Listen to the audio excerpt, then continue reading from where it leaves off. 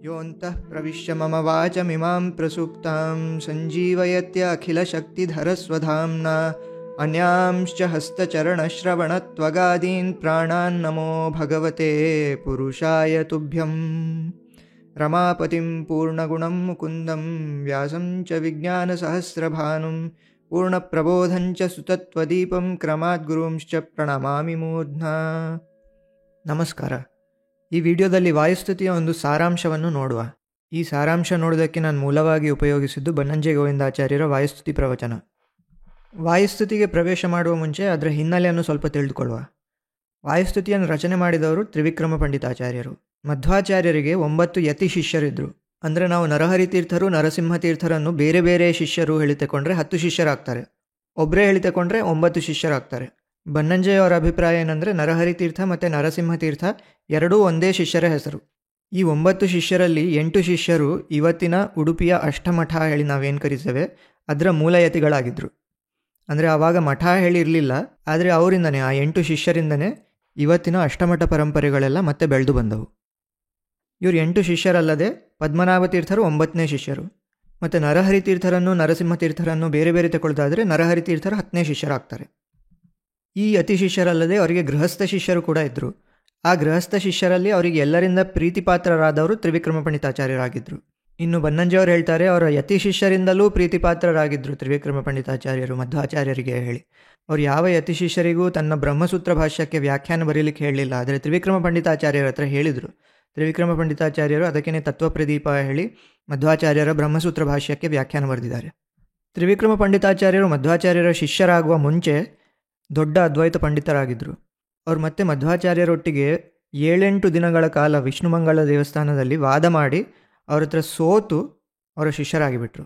ತ್ರಿವಿಕ್ರಮ ಪಂಡಿತಾಚಾರ್ಯರು ಬರೆದ ಗ್ರಂಥಗಳು ಯಾವ್ಯಾವು ಅಂದರೆ, ಒಂದು ತತ್ವಪ್ರದೀಪ. ಮಧ್ವಾಚಾರ್ಯರೇ ಅವರಿಗೆ ಬ್ರಹ್ಮಸೂತ್ರ ಭಾಷ್ಯಕ್ಕೆ ವ್ಯಾಖ್ಯಾನ ಬರೀಲಿಕ್ಕೆ ಆಜ್ಞೆ ಮಾಡಿ ಅವರು ತತ್ವಪ್ರದೀಪ ಹೇಳಿ ಬ್ರಹ್ಮಸೂತ್ರ ಭಾಷ್ಯಕ್ಕೆ ವ್ಯಾಖ್ಯಾನ ಬರೆದಿದ್ದಾರೆ. ಅದಲ್ಲದೆ ವಿಷ್ಣು ಸ್ತುತಿ ಹೇಳಿ ವಿಷ್ಣುವಿನ ಒಂದು ಸ್ತುತಿ, ವಾಯುಸ್ತುತಿ ಹೇಳಿ ಗುರುಗಳ ಒಂದು ಸ್ತುತಿ. ಇನ್ನು ವಾಯುಸ್ತುತಿಯ ಹಿನ್ನೆಲೆಯ ಒಂದು ಕಥೆ ಉಂಟು. ಇದು ಎಷ್ಟು ಆಥೆಂಟಿಕ್ ಹೇಳಲಿಕ್ಕಾಗ್ದಿಲ್ಲ, ಆದರೆ ಪ್ರಸಿದ್ಧವಾದ ಕಥೆ. ಈ ಕಥೆ ಏನಂದರೆ, ಮಧ್ವಾಚಾರ್ಯರು ಒಂದಿನ ನೈವೇದ್ಯ ಮಾಡ್ತಾ ಇರುವಾಗ ತುಂಬ ಹೊತ್ತು ತೆಕೊಳ್ತಾ ಇದ್ರಂತೆ. ಅದಕ್ಕೆ ತ್ರಿವಿಕ್ರಮ ಪಂಡಿತಾಚಾರ್ಯರು ಯಾಕೆ ಇಷ್ಟೊತ್ತು ತೆಕೊಳ್ತಾ ಇದ್ದಾರೆ ಹೇಳಿ ಕಿಟಕಿಯಿಂದ ಇಣಿಕಿ ನೋಡಿದ್ರಂತೆ. ಅವಾಗ ಅವರಿಗೆ ಅಲ್ಲಿ ಮುಖ್ಯಪ್ರಾಣನ 3 ರೂಪಗಳು ಕಂಡಿತ್ತಂತೆ, ಹನುಮ, ಭೀಮ ಮತ್ತು ಮಧ್ವ. ಈ 3 ರೂಪಗಳನ್ನು ಕಂಡು ಅವರು ಅಲ್ಲಿಯೇ ವಾಯುಸ್ತುತಿಯನ್ನು ರಚನೆ ಮಾಡಿಬಿಟ್ರು ಆಶು ಕವಿತೆಯಾಗಿ. ಇನ್ನು ಈ ವಾಯುಸ್ತುತಿಯನ್ನು ಅವರು ಮತ್ತೆ ಮಧ್ವಾಚಾರ್ಯರಿಗೆ ಅರ್ಪಿಸುವಾಗ ಮಧ್ವಾಚಾರ್ಯರನ್ನು ನೋಡಿ, ಇದು ಬರೀ ವಾಯುವಿನ ಸ್ತುತಿ ಆಯಿತು, ಹರಿಯ ಸ್ತುತಿ ಇಲ್ಲ ಇದರಲ್ಲಿ ಹೇಳಿ ಅದಕ್ಕೆ ಸಂಪುಟವಾಗಿ ಮೊದಲು ಮತ್ತು ಕೊನೆಯಲ್ಲಿ ಹೇಳಲಿಕ್ಕೆ ನಖಸ್ತುತಿಯನ್ನು ರಚಿಸಿದ್ರು ಹೇಳಿ ಹೇಳ್ತಾರೆ. ಇದು ಕೂಡ ಪ್ರಸಿದ್ಧವಾದ ಕಥೆ, ಆದರೆ ಇದು ಖಚಿತವಾಗಿ ಸರಿ ಹೇಳಲಿಕ್ಕಂತೂ ಆಗೋದಿಲ್ಲ. ಆದರೆ ವಾಯುಸ್ತುತಿಯ ಮೊದಲಲ್ಲಿ ಕೊನೆಯಲ್ಲಿ ನಖಸ್ತುತಿಯನ್ನು ಹೇಳುವ ಸಂಪ್ರದಾಯ ಅಂತೂ ಒಳ್ಳೆಯದೇ. ಇನ್ನು ನಖಸ್ತುತಿಯ ವಿಷಯದಲ್ಲಿ, ನಖಸ್ತುತಿಯಲ್ಲಿ ಇವತ್ತು ನಾವು 2 ಶ್ಲೋಕವನ್ನು ಪಠಿಸ್ತೇವೆ. ಆದರೆ ಮಧ್ವಾಚಾರ್ಯರು ಆ 2 ಶ್ಲೋಕಗಳನ್ನು ನಖಸ್ತುತಿ ಹೇಳಿ ಬರೆದ್ರು ಹೇಳೋದು ಅಷ್ಟು ಖಚಿತವಾಗಿ ಗೊತ್ತಾಗ್ದಿಲ್ಲ ನಮಗೆ. ಮೊದಲನೇ ಶ್ಲೋಕ ಅಂತೂ ಮಧ್ವಾಚಾರ್ಯರೇ ಬರೆದದ್ದು, ಅದು ನರಸಿಂಹನ ನಖಗಳ ಬಗ್ಗೆನೇ ಸ್ತೋತ್ರ ಮಾಡ್ತಾ ಉಂಟು. ಆದರೆ 2ನೇ ಶ್ಲೋಕ ನಖಗಳ ಬಗ್ಗೆ ಇಲ್ಲ, ಅದು ನರಸಿಂಹನ ಬಗ್ಗೆ ಉಂಟು, ಆದರೆ ಅವನ ನಖಗಳ ಬಗ್ಗೆ ಹೇಳ್ತಾ ಇಲ್ಲ. ಮತ್ತು ಇನ್ನು ಮಧ್ವಾಚಾರ್ಯರ ಶಿಷ್ಯರಾದ ಹೃಷಿಕೇಶ ತೀರ್ಥರು ಬರೆದ ಶುದ್ಧ ಪಾಠ ಇವತ್ತು ನಮಗೆ ಸ್ವಲ್ಪ ಸಿಗ್ತದೆ. ಆ ಶುದ್ಧ ಪಾಠದಲ್ಲಿ ನಖಸ್ತುತಿಯ ಒಂದೇ ಶ್ಲೋಕ ಇರೋದು, ಅದಾದಮೇಲೆ 12 ಸ್ತೋತ್ರ ಕಂಟಿನ್ಯೂ ಆಗ್ತದೆ. 2ನೇ ಶ್ಲೋಕ ಮಧ್ವಾಚಾರ್ಯರೇ ಬರೆದಿರ್ಬೋದು, ಆದರೆ ಬೇರೆ ಸಂದರ್ಭದಲ್ಲಿ ಯಾವಾಗಾದರೂ ಬರೆದಿರ್ಬೋದು, ನಖಸ್ತುತಿ ಹೇಳಿ ಬರೆಯೋದೆ ಬೇರೆ ಸಂದರ್ಭದಲ್ಲಿ ಬರೆದಿರ್ಬೋದು. ಇನ್ನು ಮುಂದೆ ವಾಯುಸ್ತುತಿಯ ಬಗ್ಗೆ ಹೇಳುವಾಗ, ವಾಯುಸ್ತುತಿಯಲ್ಲಿ 41 ಶ್ಲೋಕಗಳಿದ್ದಾವೆ. ಅದರಲ್ಲಿ ಮೊದಲನೇ 16 ಶ್ಲೋಕಗಳು ಮುಖ್ಯಪ್ರಾಣನ ಮೂಲ ರೂಪದ ವರ್ಣನೆ ಬರ್ತದೆ ಅದರಲ್ಲಿ. ಅದಾದಮೇಲೆ 5 ಶ್ಲೋಕಗಳು ಹನುಮಂತನ ಬಗ್ಗೆ, ಅದಾದಮೇಲೆ 7 ಶ್ಲೋಕಗಳು ಭೀಮನ ಬಗ್ಗೆ, 12 ಶ್ಲೋಕಗಳು ಮಧ್ವಾಚಾರ್ಯರ ಬಗ್ಗೆ, ಮತ್ತು ಕೊನೆಯ ಶ್ಲೋಕ ಕೊಲೋಫೋನ್. ತ್ರಿವಿಕ್ರಮ ಪಂಡಿತಾಚಾರ್ಯರು ಈ ಸ್ತುತಿಯನ್ನು ರಚಿಸಿದವನು ಯಾರು ಹೇಳಿ ತನ್ನ ಬಗ್ಗೆನೇ ಹೇಳಿಕೊಂಡು ಫಲಸ್ತುತಿಯನ್ನು ಹೇಳ್ತಾರೆ. ಹೀಗೆ ವಾಯುಸ್ತುತಿಯಲ್ಲಿ 41 ಶ್ಲೋಕಗಳು ಆಗ್ತವೆ. ಈಗ ನಾವು ವಾಯುಸ್ತುತಿಗೆ ಪ್ರವೇಶ ಮಾಡುವ ಮುಂಚೆ ನಖಸ್ತುತಿಯ 2 ಶ್ಲೋಕಗಳ ಅರ್ಥ ನೋಡಿ ಮತ್ತೆ ಪ್ರವೇಶ ಮಾಡುವ.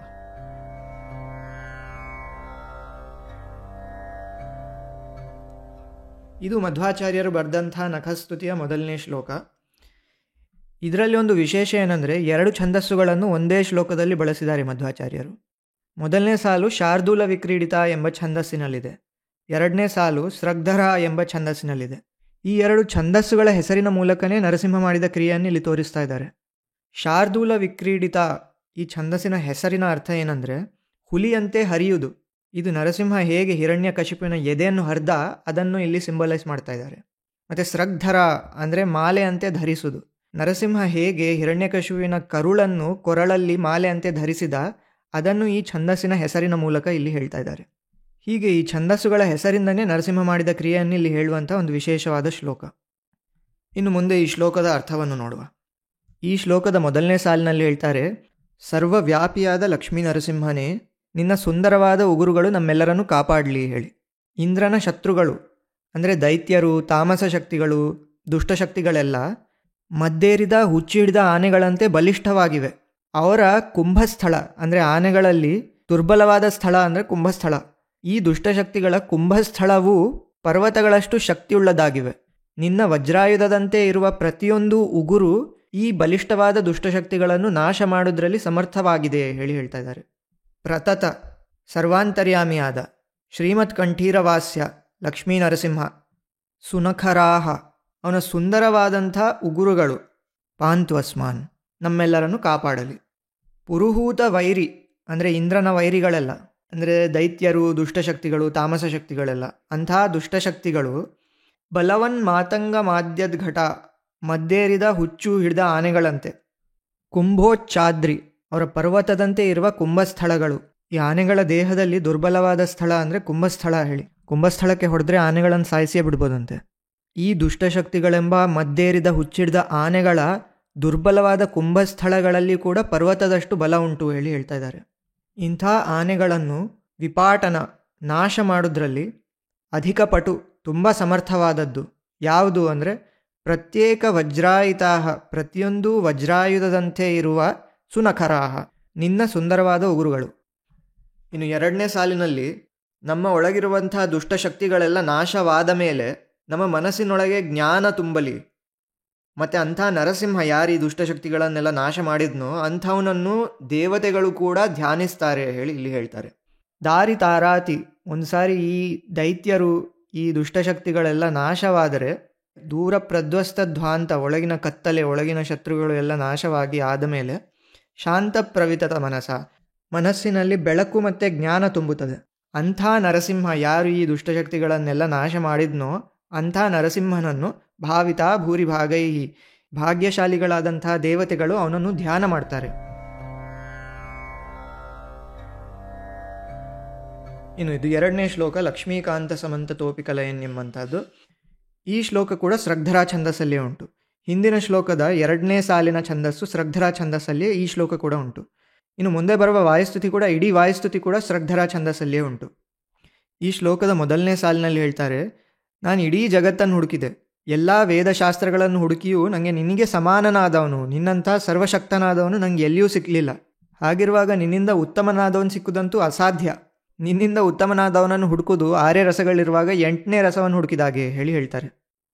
ಲಕ್ಷ್ಮೀಕಾಂತ, ಲಕ್ಷ್ಮೀಪತಿಯೇ, ಸಮಂತತೋಪಿ ಕಲಯನ್, ಎಲ್ಲ ಕಡೆ ಹುಡುಕಿದೆ ನಾನು, ಇಡೀ ಜಗತ್ತು ಹುಡುಕಿದೆ, ಎಲ್ಲ ಶಾಸ್ತ್ರಗಳು ಹುಡುಕಿದೆ, ಕಲಯನ್. ಆದರೆ ತೇ ಸಮಂ ನೈವ ಪಶ್ಯಾಮಿ, ನಿನಗೆ ಸಮಾನವಾದಂಥ ವಸ್ತು ನನಗೆ ಎಲ್ಲಿಯೂ ಸಿಕ್ಕಲಿಲ್ಲ. ಈಶಿತು ಅಂದರೆ ಸರ್ವಶಕ್ತವಾದಂಥ ವಸ್ತು, ನಿನ್ನಂಥ ಸರ್ವಶಕ್ತನಾದಂಥ ಯಾರೂ ನನಗೆ ಎಲ್ಲಿಯೂ ಸಿಕ್ಕಲಿಲ್ಲ, ಇಷ್ಟೆಲ್ಲ ಹುಡುಕಿ ಕೂಡ. ಸರಿ, ಸಮಾನವಾದಂಥ ವಸ್ತು ಸಿಕ್ಕಲಿಲ್ಲ, ಉತ್ತಮವಾದ ವಸ್ತು, ಉತ್ತಮ ವಸ್ತು ದೂರತರತಃ ಅಪಾಸ್ತಂ, ಸಮಾನವಾದಂಥದ್ದೇ ಸಿಕ್ಕದೇ ಇರುವಾಗ ಉತ್ತಮ ವಸ್ತು ಎಲ್ಲಿಂದ ಸಿಕ್ಕಬೇಕು?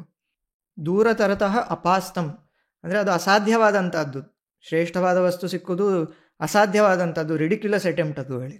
ರಸೋಯೋಷ್ಟಮಃ ಅಂದರೆ ಅದು ಹೇಗೆ ಅಂದರೆ 7ನೇ ರಸನೇ ಇಲ್ಲದಿರುವಾಗ, 6 ರಸಗಳಿರುವುದು, 7ನೇ ರಸನೇ ಇಲ್ಲದಿರುವಾಗ ರಸೋಯೋಷ್ಟಮಃ, 8ನೇ ರಸ ಹುಡುಕಿದಾಗೆ ಹೇಳಿ. ಅಂದರೆ ಸಮಾನವಾದಂಥವರೇ ಇಲ್ಲದಿರುವಾಗ ಇನ್ನು ಶ್ರೇಷ್ಠವಾದವರನ್ನು ಹುಡುಕುವುದು 7ನೇ ರಸನೇ ಇಲ್ಲದಿರುವಾಗ 8ನೇ ರಸ ಹುಡುಕಿದಾಗ ಆಯಿತು ಹೇಳಿ ಹೇಳ್ತಾ ಇದ್ದಾರೆ ಇಲ್ಲಿ. ಇನ್ನು ಮುಂದೆ ಪ್ರಳಯ ಕಾಲದಲ್ಲಿ ನರಸಿಂಹನ ಕುಡಿನೋಟದಿಂದ ಚಿಮ್ಮಿದಂಥ ಬೆಂಕಿಯ ಒಂದು ಕಿಡಿ ಇಡೀ ಜಗತ್ತನ್ನು ಹೇಗೆ ನಾಶ ಮಾಡ್ತದೆ ಹೇಳಿ ಹೇಳ್ತಾ ಇದ್ದಾರೆ. ಯದ್ ರೋಷೋತ್ಕರ ದಕ್ಷ ನೇತ್ರ ಕುಟಿಲ ಪ್ರಾಂತ, ಯಾರ ಕೋಪದಿಂದ ಮತ್ತು ಯಾರ ಕೆಂಪು ಕಣ್ಣುಗಳ ಕುಡಿನೋಟದಿಂದ ಉತ್ಥಿತ ಸ್ಫುರತ್ ಖದ್ಯೋತೋಪಮ ವಿಸ್ಫುಲಿಂಗ, ಒಂದು ಬೆಂಕಿಯ ಕಿಡಿ ಹೊರಗೆ ಬಂತು. ಆ ಕಿಡಿಯಿಂದ ಭಸಿತ ಬ್ರಹ್ಮ ಈಶ ಶಕ್ರೋತ್ಕರಾಹ, ಬ್ರಹ್ಮ, ರುದ್ರ, ಇಂದ್ರ ಎಲ್ಲ ಜಗತ್ತು ಇಡೀ ನಾಶವಾಗುವಂತಹ ಶಕ್ತಿ ಇರುವಂತಹ ಅವನ ಕುಡಿನೋಟದಿಂದ ಬಂದ ಒಂದು ಕಿಡಿಯಿಂದ ಎಲ್ಲ ನಾಶ ಆಗುವಂತಹ ಶಕ್ತಿ. ಅಂಥ ನರಸಿಂಹನ ಬಗ್ಗೆ ಈ 2 ಶ್ಲೋಕಗಳಲ್ಲಿ ಹೇಳಿ ಮುಂದೆ ವಾಯುಸ್ತುತಿ ಪ್ರಾರಂಭವಾಗ್ತದೆ.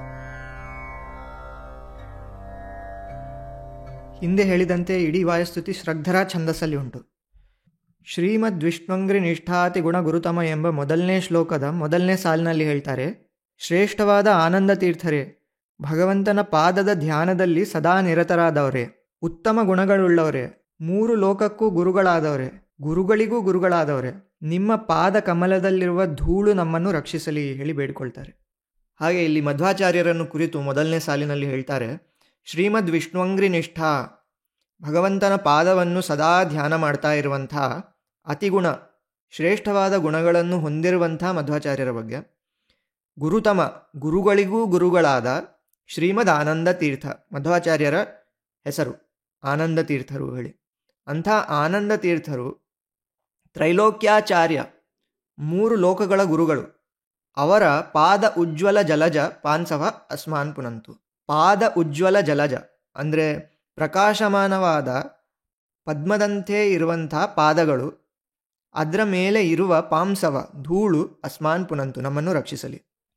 ಇನ್ನು ಮುಂದಿನ ಸಾಲಿನಲ್ಲಿ ಹೇಳ್ತಾರೆ, 3 ಲೋಕದಲ್ಲಿಯೂ ವಂದಿತಳಾದಂಥ ಸರಸ್ವತಿ ದೇವಿ, ವಾಗಭಿಮಾನಿಯಾದಂಥ ಸರಸ್ವತಿ ದೇವಿ, ಯಾರ ನಗು ಶರದೃತುವಿನ ಚಂದ್ರನ ಬೆಳದಿಂಗಳಂತೆ ಎಲ್ಲ ದಿಕ್ಕುಗಳನ್ನು ಬೆಳಗಿಸ್ತದೋ ಅಂಥ ಸರಸ್ವತಿ ದೇವಿ ಈ ಪಾದಧೂಳನ್ನು ತನ್ನ ತಲೆಯ ಮೇಲೆ ಹೊತ್ತುಕೊಂಡು ಪೂಜೆ ಮಾಡ್ತಾಳೆ ಹೇಳಿ ಹೇಳ್ತಾ ಇದ್ದಾರೆ. ವಾಚಾಂ ಯತ್ರ ಪ್ರಣೇತ್ರಿ, ಮಾತಿನ ಅಭಿಮಾನಿಯಾದಂಥ ಸರಸ್ವತಿ ದೇವಿ, ತ್ರಿಭುವನ ಮಹಿತ, 3 ಲೋಕಗಳಲ್ಲಿಯೂ ಗೌರವಿಸಲ್ಪಟ್ಟ ಶಾರದಾ ಸರಸ್ವತಿ ಅಥವಾ ಭಾರತಿ ದೇವಿ. ಶಾರದೆಂದು ಜ್ಯೋತ್ಸ್ನಾ ಭದ್ರ ಸ್ಮಿತಶ್ರೀ, ಸ್ಮಿತಶ್ರೀ ಅಂದರೆ ಅವಳ ನಗು ಮತ್ತು ಅದರ ಬೆಳಕು. ಶಾರದೆಂದು ಜ್ಯೋತ್ಸ್ನಾ, ಅದು ಶರತ್ಕಾಲದ ಚಂದ್ರನ ಬೆಳಕಿನಂತೆ ಇರುವಂಥ ನಗು. ಶರತ್ಕಾಲದ ಚಂದ್ರ ಸಾಮಾನ್ಯವಾಗಿ ಸ್ವಲ್ಪ ಜಾಸ್ತಿ ಬೆಳಕು ಹೇಳಿ ಹೇಳ್ತಾರೆ. ಹಾಗೆ ಅಂಥ ಚಂದ್ರನ ಬೆಳಕಿನಂತೆ ಇರುವಂಥ ಅವಳ ನಗು, ಗೌರವಿಸಲ್ಪಡುವಂಥ ಆ ನಗು ಭದ್ರಸ್ಮಿತಶ್ರೀ, ಧವಳಿತ ಕಕುಭ, ಅದು ಎಲ್ಲ ದಿಕ್ಕುಗಳನ್ನು ಬೆಳಗಿಸ್ತಾ ಇದೆ ಆ ನಗು. ಅಂಥವಳು ಪ್ರೇಮ ಭಾರಂಭ ಭಾರ, ಪ್ರೇಮದಿಂದ ಈ ಧೂಳನ್ನು ತನ್ನ ತಲೆ ಮೇಲೆ ಹೊತ್ತುಕೊಳ್ತಾಳೆ ಹೇಳಿ ಇಲ್ಲಿ ಹೇಳ್ತಾರೆ. ಇಲ್ಲಿ ಮಧ್ವಾಚಾರ್ಯರನ್ನು ಆನಂದ ತೀರ್ಥ ಹೇಳಿ ಸಂಬೋಧಿಸಿದ್ದಾರೆ. ಆನಂದ ತೀರ್ಥ ಅಂದರೆ ಅವರಿಗೆ ಪಟ್ಟಾಭಿಷೇಕ ಆಗುವಾಗ ಕೊಟ್ಟ ಹೆಸರು ಆನಂದ ತೀರ್ಥ. ಆದರೆ ಅದರ ಹಿಂದಿನ ಅರ್ಥ ಏನಂದರೆ, ಶಾಸ್ತ್ರಗಳ ಮೂಲಕ ಆನಂದವನ್ನು ಕೊಡುವವರು ಆನಂದ ತೀರ್ಥ. ತೀರ್ಥ ಅಂದರೆ ಪಾವನಗೊಳಿಸುವಂಥದ್ದು, ಶಾಸ್ತ್ರಗಳಿಗೆ ತೀರ್ಥ ಹೇಳಿ ಹೆಸರು. ಶಾಸ್ತ್ರದಿಂದ ನಮಗೆ ಜ್ಞಾನವನ್ನು ಕೊಟ್ಟು ಅದರಿಂದ ಆನಂದವನ್ನು ಕೊಟ್ಟಿದ್ದಾರೆ, ಅದಕ್ಕೆ ಅವರ ಹೆಸರು ಆನಂದ ತೀರ್ಥ. ಇನ್ನೊಂದು ತೀರ್ಥ ಶಬ್ದಕ್ಕೆ ಅರ್ಥ ಏನಂದರೆ, ಒಂದು ನದಿಯ ದಡದಿಂದ ಇನ್ನೊಂದು ದಡಕ್ಕೆ ದಾಟಿಸುವುದು. ಸಂಸಾರದ ನದಿಯಲ್ಲಿ ಮುಳುಗುತ್ತಿರುವ ಜೀವರಾಶಿಗಳನ್ನು ಮಧ್ವಾಚಾರ್ಯರು ಕಾಪಾಡಿ ಆನಂದದ ದಡಕ್ಕೆ ದಾಟಿಸಿದ್ರು, ಅದಕ್ಕೆ ಅವರನ್ನು ಆನಂದ ತೀರ್ಥ ಹೇಳಿ ಕರೀತಾರೆ. ಇನ್ನು 2ನೇ ಶ್ಲೋಕ ಉತ್ಕಂಠಾ ಕುಂಠ ಕೋಲಾಹಲ ಎಂಬ ಶ್ಲೋಕ. ಇದರಲ್ಲಿ ವಿಶೇಷ ಏನಂದರೆ 2 ಶಬ್ದಗಳಿರುವುದು. ಮೊದಲನೇ ಸಾಲು ಒಂದು ಶಬ್ದ, 2ನೇ ಸಾಲು ಇನ್ನೊಂದು ಶಬ್ದ. ಈ ಶ್ಲೋಕದ ಮೊದಲನೇ ಸಾಲಿನಲ್ಲಿ ದೇವತೆಗಳು ಹೇಗೆ ಮುನ್ನುಗ್ಗಿ ಉತ್ಸಾಹದಿಂದ ವಾಯುದೇವರ ಸೇವೆ ಮಾಡಲು ಪ್ರಯತ್ನಿಸ್ತಾರೆ ಹೇಳಿ ಹೇಳ್ತಾರೆ. ಅವ್ರು ಯಾಕೆ ಹೀಗೆ ಮಾಡ್ತಾರೆ ಅಂದರೆ, ಅವ್ರು ಎಷ್ಟು ವಾಯುದೇವರ ಸೇವೆ ಮಾಡ್ತಾರೋ ಅಷ್ಟು ಹೆಚ್ಚು ಅವರ ಜ್ಞಾನ ಬೆಳೀತದೆ ಮತ್ತು ಅಜ್ಞಾನ ನಾಶವಾಗ್ತದೆ ಹೇಳಿ.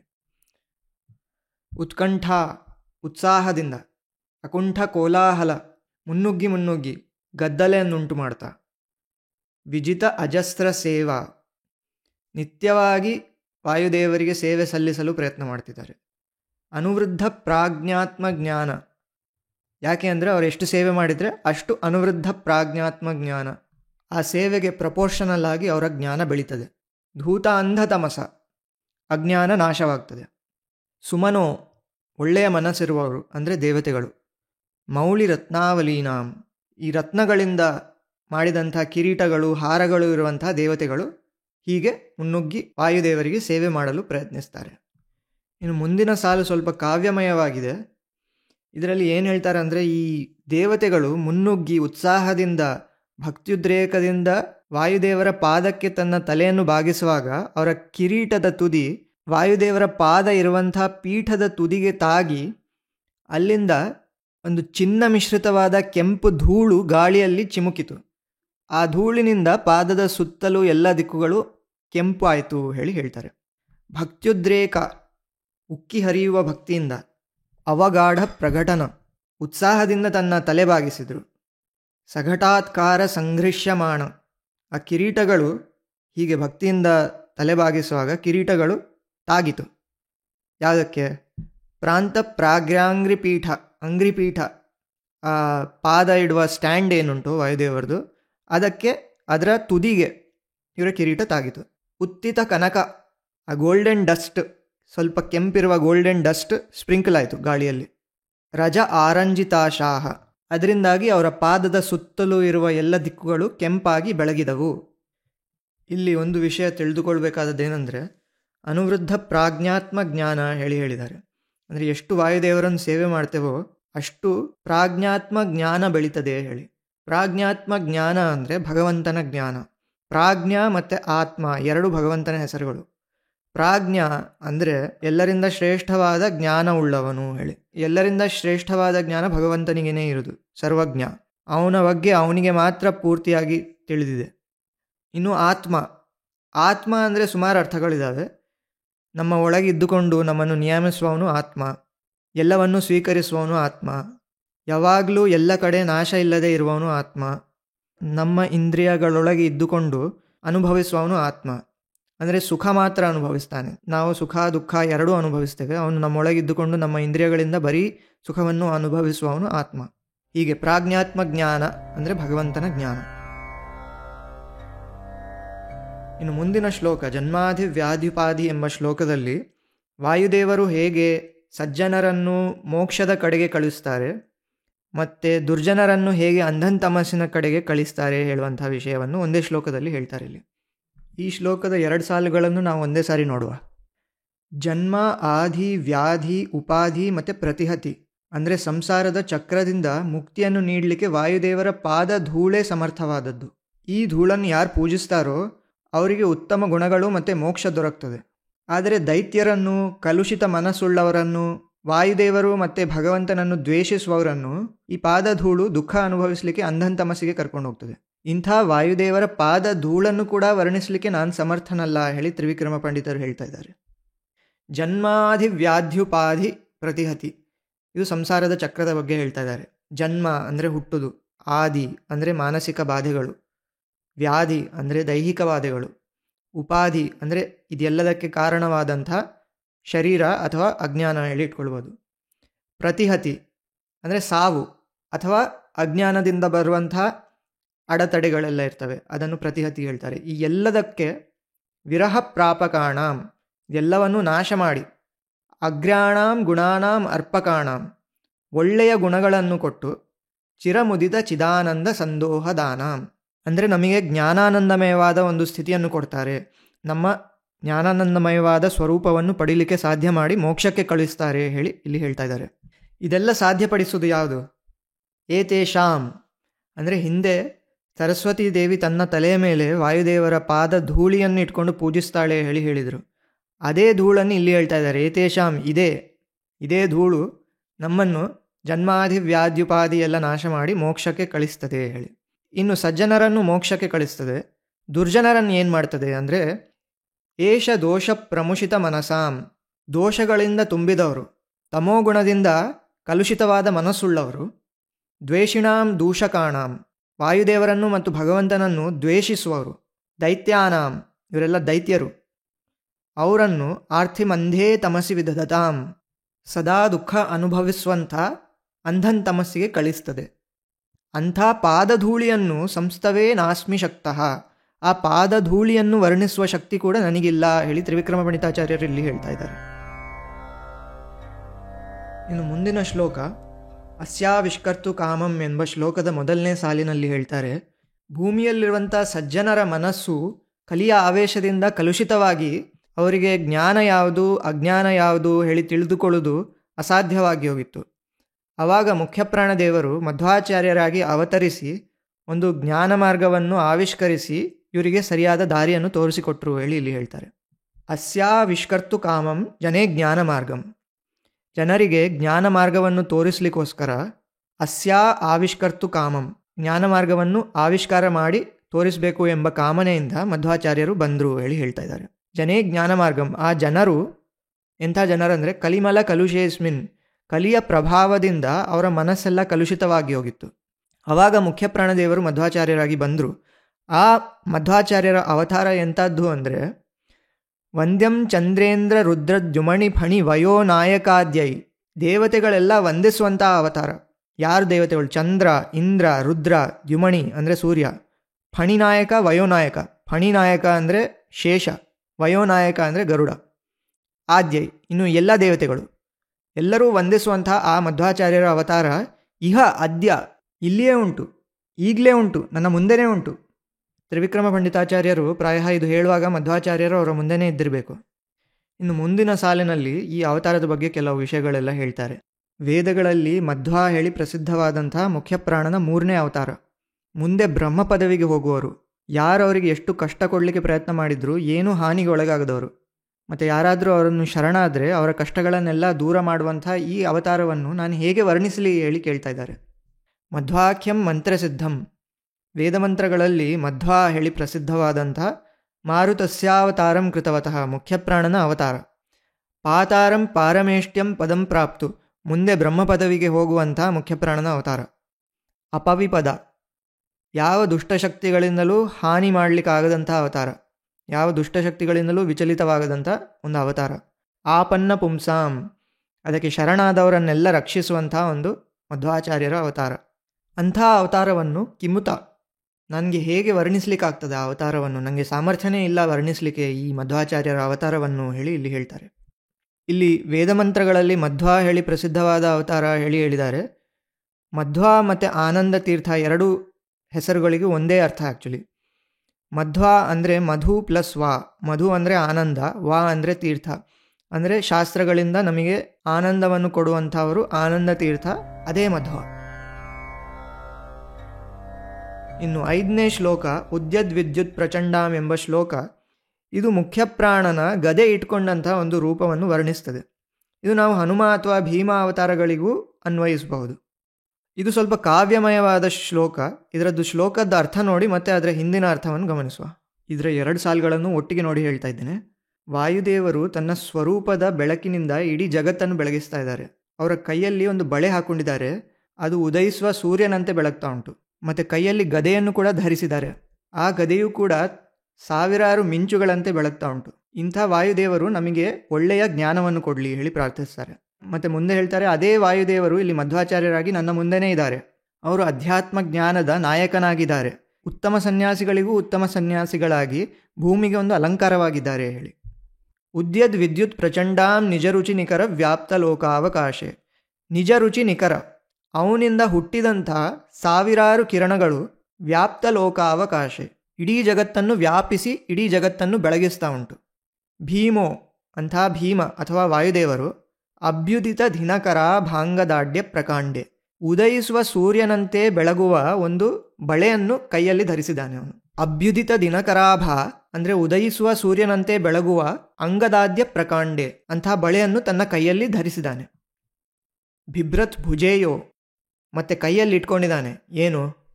ಉದ್ಯದ್ ವಿದ್ಯುತ್ ಪ್ರಚಂಡಾಂ ವೀರ್ಯೋದ್ಧಾರ್ಯಾಂ ಗದಾಗ್ರ್ಯಾಂ.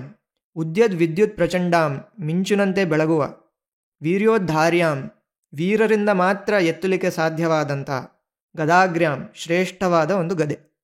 ಸುಮತಿಂ ವಾಯುದೇವೋ ವಿದದ್ಯಾತ್, ಆ ಗದೆಯನ್ನು ಧರಿಸಿದ ಭೀಮಸೇನ ಅಥವಾ ಮುಖ್ಯಪ್ರಾಣದೇವರು ನಮಗೆ ಸುಮತಿಯನ್ನು ಕೊಡಲಿ, ಅಂದರೆ ಶ್ರೇಷ್ಠವಾದ ಜ್ಞಾನವನ್ನು ಉಂಟು ಮಾಡಲಿ. ಇಹ, ಆ ವಾಯುದೇವರೇ ಮಧ್ವಾಚಾರ್ಯರಾಗಿ ಈಗ ಅವತರಿಸಿ ಇಲ್ಲೇ ಇದ್ದಾರೆ. ಇಹ, ತ್ರಿವಿಕ್ರಮ ಪಂಡಿತಾಚಾರ್ಯರ ಮುಂದೆನೇ ನಿಂತುಕೊಂಡಿದ್ದಾರೆ ಆ ಮಧ್ವಾಚಾರ್ಯರು. ಅಧ್ಯಾತ್ಮ ಜ್ಞಾನ ನೇತ, ಅವರು ಅಧ್ಯಾತ್ಮ ಜ್ಞಾನದ ನಾಯಕ. ಯತಿವರ ಮಹಿತ, ಉತ್ತಮ ಸನ್ಯಾಸಿಗಳಿಂದಲೂ ಶ್ರೇಷ್ಠವಾದ ಸನ್ಯಾಸಿ, ಅಥವಾ ಉತ್ತಮ ಸನ್ಯಾಸಿಗಳಿಂದ ಮಹಿತ, ಗೌರವಿಸಲ್ಪಟ್ಟ ಸನ್ಯಾಸಿ. ಅಂಥ ಮಧ್ವಾಚಾರ್ಯರು ಭೂಮಿ ಭೂಷಾ ಮಣಿರ್ಮೆ, ಭೂಮಿಗೆನೇ ಒಂದು ಅಲಂಕಾರದ ಆಭರಣದಾಗಿ ಇದ್ದಾರೆ ಹೇಳಿ ತ್ರಿವಿಕ್ರಮ ಪಂಡಿತಾಚಾರ್ಯರು ವರ್ಣಿಸ್ತಾರೆ. ಮತ್ತು ಈಗ ಇಲ್ಲಿ ಹೇಳಿದ್ರು ವಾಯುದೇವರ ಬೆಳಕು ಇಡೀ ಜಗತ್ತನ್ನು ತುಂಬಿದೆ ಹೇಳಿ. ಇದನ್ನು ಸ್ವಲ್ಪ ಅರ್ಥ ಮಾಡ್ಕೊಳ್ಬೇಕು. ವಾಯುದೇವರ ಬೆಳಕು ಇಡೀ ಜಗತ್ತನ್ನು ತುಂಬಿದೆ ಅಂದರೆ ವಾಯುದೇವರ ಜ್ಞಾನದ ಬೆಳಕು ಇಡೀ ಜಗತ್ತನ್ನು ವ್ಯಾಪಿಸಿದೆ ಹೇಳಿ. ಅಂದರೆ ವಾಯುದೇವರಿಗೆ ಇಡೀ ಜಗತ್ತಲ್ಲಿ ಎಲ್ಲ ವಿಷಯಗಳ ಜ್ಞಾನ ಉಂಟು ಹೇಳಿ ಹೇಳ್ತಾ ಇದ್ದಾರೆ ಇಲ್ಲಿ. ಆದರೆ ವಾಯುದೇವರು ಆಲೋಚನೆ ಸರ್ವ ವಿಷಯ, ಯಾವುದಾದ್ರೂ ಒಂದು ವಿಷಯದ ಬಗ್ಗೆ ಆಲೋಚಿಸಿದ ಕೂಡಲೇ ಅವರಿಗೆ ಅದರ ಜ್ಞಾನ ಬಂದುಬಿಡ್ತದೆ, ಅವರಿಗೆ ಅದು ತಿಳಿದು ಬಿಡ್ತದೆ. ಆದರೆ ಭಗವಂತ ಅನಾಲೋಚನೆ ಸರ್ವ ವಿಷಯ ಹೇಳಿ, ಅವನಿಗೆ ಆಲೋಚನೆ ಕೂಡ ಅವಶ್ಯಕವಿಲ್ಲ. ಅವನು ಸರ್ವಕಾಲದಲ್ಲಿ ಯಾವಾಗಲೂ ವಿಷಯದ ಬಗ್ಗೆ ಆಲೋಚಿಸದೇ ಕೂಡ ಅವನು ಆ ವಿಷಯವನ್ನು ತಿಳಿದುಕೊಂಡಿದ್ದಾನೆ. ಆದರೆ ವಾಯುದೇವರಿಗೆ, ಚತುರ್ಮುಖ ಬ್ರಹ್ಮನಿಗೆ ಆ ವಿಷಯದ ಬಗ್ಗೆ ಆಲೋಚಿಸಬೇಕು.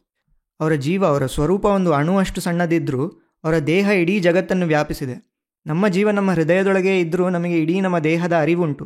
ಹಾಗೆಯೇ ಅವರ ದೇಹ ಇಡೀ ಜಗತ್ತನ್ನು ವ್ಯಾಪಿಸಿದ್ದಕ್ಕೆ ಅವರಿಗೆ ಇಡೀ ಜಗತ್ತಿನ ಅರಿವುಂಟು. ಅವರ ಜ್ಞಾನದ ಬೆಳಕು ಇಡೀ ಜಗತ್ತನ್ನು ವ್ಯಾಪಿಸಿದೆ. ಯಾವುದೇ ವಿಷಯದ ಬಗ್ಗೆ ಆಲೋಚನೆ ಮಾಡಿದ ಕೂಡಲೇ ಅವರಿಗೆ ತಿಳಿದು ಬಿಡ್ತದೆ. ಇದು ಬರೀ ಮುಖ್ಯ ಪ್ರಾಣನಿಗಲ್ಲ, ಅವನ ಎಲ್ಲ ಅವತಾರಗಳಿಗೂ ಹೀಗೆ. ಭಗವಂತನಿಗೆ ಅವನ ಮೂಲ ರೂಪಕ್ಕೆ, ಅವನ ಅವತಾರಗಳಿಗೆ ವ್ಯತ್ಯಾಸ ಇಲ್ಲ. ಆದರೆ ಮುಖ್ಯ ಪ್ರಾಣನ ಅವತಾರಗಳಿಗೂ ಉಂಟು. ಈಗ ಹನುಮಂತ, ಭೀಮ, ಮಧ್ವಾಚಾರ್ಯರಲ್ಲಿ ಮತ್ತು ಅವರ ಮೂಲ ರೂಪಗಳಲ್ಲಿ ಸ್ವಲ್ಪ ವ್ಯತ್ಯಾಸವಿದೆ. ಇದು ಮಧ್ವಾಚಾರ್ಯರೇ ಹೇಳ್ಕೊಂಡಿದ್ದಾರೆ. ಆದರೆ ನಮಗೆ ಗೊತ್ತಾಗುವಂಥ ವ್ಯತ್ಯಾಸ ಅಲ್ಲ, ಇದು ತುಂಬ ಸಣ್ಣ ವ್ಯತ್ಯಾಸ. ಮತ್ತು ಇವರ 3 ಅವತಾರಗಳಿಗೂ ಜಗತ್ತಲ್ಲಿರುವ ಎಲ್ಲ ವಿಷಯಗಳ ಜ್ಞಾನ ಆಲೋಚಿಸಿದ ಕೂಡಲೇ ಬಂದುಬಿಡ್ತದೆ. ಆದರೆ ಚತುರ್ಮುಖ ಬ್ರಹ್ಮ ಮತ್ತು ವಾಯುದೇವರಲ್ಲದ ಇತರ ದೇವತೆಗಳಲ್ಲಿ ತುಂಬ ವ್ಯತ್ಯಾಸವಿರ್ತದೆ. ಅವರಿಗೆ ಅವತರಿಸಿ ಬರುವಾಗ ತನ್ನ ಮೂಲ ರೂಪದ ಸ್ಮರಣೆಯೇ ಇರಲಿಲ್ಲ, ತುಂಬ ಶಕ್ತಿ ಹ್ರಾಸವಾಗಿರ್ತದೆ ಅವ್ರದ್ದು. ಹೀಗೆ ದೇವತೆಗಳು ಅವತರಿಸುವಾಗ ಅವರಿಗೆ ತುಂಬ ಶಕ್ತಿ ಹ್ರಾಸ, ಮುಖ್ಯ ಪ್ರಾಣನಿಗೆ, ಚತುರ್ಮುಖನಿಗೆ ತುಂಬ ಕಮ್ಮಿ ಶಕ್ತಿ ಹ್ರಾಸ. ಭಗವಂತನ ಅವತಾರಗಳಿಗೆ, ಅವನ ಮೂಲ ರೂಪಕ್ಕಂತೂ ಏನು ಭೇದನೇ ಇಲ್ಲ. ಮತ್ತು ಮುಂದಿನ 6ನೇ ಶ್ಲೋಕದಲ್ಲಿ, ಸಂಸಾರೋತ್ತಾಪ ನಿತ್ಯೋಪಶಮದ ಎಂಬ ಶ್ಲೋಕದಲ್ಲಿ ಮಧ್ವಾಚಾರ್ಯರನ್ನು ಒಂದು ಕ್ಷೀರ ಸಮುದ್ರಕ್ಕೆ ಹೋಲಿಸ್ತಾರೆ. ಈ ಶ್ಲೋಕದ ಮೊದಲನೇ ಸಾಲಿನಲ್ಲಿ ಹೇಳ್ತಾರೆ, ಮಧ್ವಾಚಾರ್ಯರ ನಗು ಈ ಕ್ಷೀರ ಸಮುದ್ರದಲ್ಲಿರುವಂಥ ಕ್ಷೀರ. ಆ ನಗು ನಮ್ಮ ಎಲ್ಲ ದುಃಖಗಳು, ಕಷ್ಟಗಳನ್ನೆಲ್ಲ ದೂರ ಮಾಡ್ತದೆ. ಮತ್ತು ಆ ಸಮುದ್ರದೊಳಗೆ ಇರುವಂಥ ರತ್ನಗಳು ಮಧ್ವಾಚಾರ್ಯರ ಜ್ಞಾನವಿದ್ದಂತೆ ಹೇಳಿ. ಶ್ರೀಮದಾನಂದ ತೀರ್ಥ ಕ್ಷೀರಾಂಬೋಧಿ ಅಂದರೆ ಮಧ್ವಾಚಾರ್ಯರು ಹಾಲಿನ ಕಡಲು. ಸಂಸಾರ ಉತ್ತಾಪ ನಿತ್ಯೋಪಶಮದ ಸದಯ ಸ್ನೇಹ ಹಾಸಾಂಬುಪೂರ. ಸದಯ ಸ್ನೇಹ ಹಾಸ, ಅವರ ನಿರಂತರವಾದ ನಗು ಈ ಸಮುದ್ರದ ಅಂಬುಪೂರ ಅಂದರೆ ಈ ಸಮುದ್ರದ ನೀರು, ಅಂದರೆ ಆ ಕ್ಷೀರ.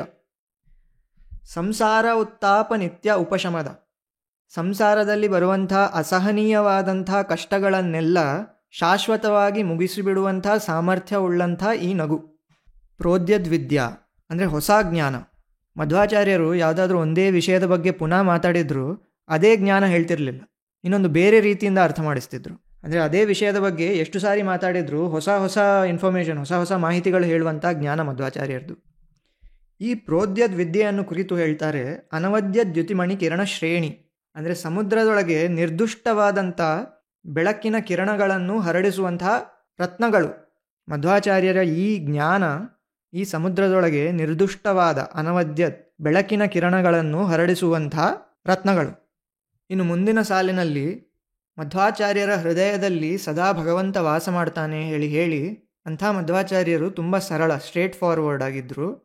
ಅಂಥ ಮಧ್ವಾಚಾರ್ಯರು ಬರಬಹುದಾದಂತಹ ಅಪಾಯಗಳನ್ನು, ಅಡೆತಡೆಗಳನ್ನೆಲ್ಲ ನಾಶ ಮಾಡಿ ನನಗೆ, ಅಂದರೆ ತ್ರಿವಿಕ್ರಮ ಪಂಡಿತಾಚಾರ್ಯರು ಹೇಳೋದು, ನನಗೆ ಸಂಪತ್ತನ್ನು, ಜ್ಞಾನದ ಸಂಪತ್ತನ್ನು ಕೊಡಲಿ ಹೇಳಿ ಪ್ರಾರ್ಥಿಸ್ತಾರೆ. ಶ್ರೀವತ್ಸಾಂಕ ಅಂದರೆ ಭಗವಂತನ ಹೆಸರು ಶ್ರೀವತ್ಸ ಚಿಹ್ನೆ ಇರುವವನು, ಅಥವಾ ಶ್ರೀವತ್ಸ ಅಂಕ, ತನ್ನ ತೊಡೆಯ ಮೇಲೆ ತನ್ನ ವತ್ಸನನ್ನು, ತನ್ನ ಮಗನನ್ನು ಕೂತ್ಕೊಳ್ಸಿಟ್ಟವನು. ಅಂದರೆ ಮುಖ್ಯಪ್ರಾಣ ದೇವರ ಧ್ಯಾನ ಶ್ಲೋಕದಲ್ಲಿ ಅವರು ಭಗವಂತನ ತೊಡೆಯ ಮೇಲೆ ಕುಳಿತಿದ್ದಾರೆ ಹೇಳಿ ಬರ್ತದೆ. ಹಾಗೆ ಶ್ರೀವತ್ಸಾಂಕನಾದ ಭಗವಂತ ಅಧಿವಾಸ, ಸದಾ ಈ ಕ್ಷೀರ ಸಮುದ್ರದಲ್ಲಿ ವಾಸ ಮಾಡಿದ್ದಾನೆ. ಅಂದರೆ ಮಧ್ವಾಚಾರ್ಯರ ಹೃದಯದಲ್ಲಿ ಶ್ರೀವತ್ಸಾಂಕನಾದ ಭಗವಂತ ವಾಸ ಮಾಡಿದ್ದಾನೆ.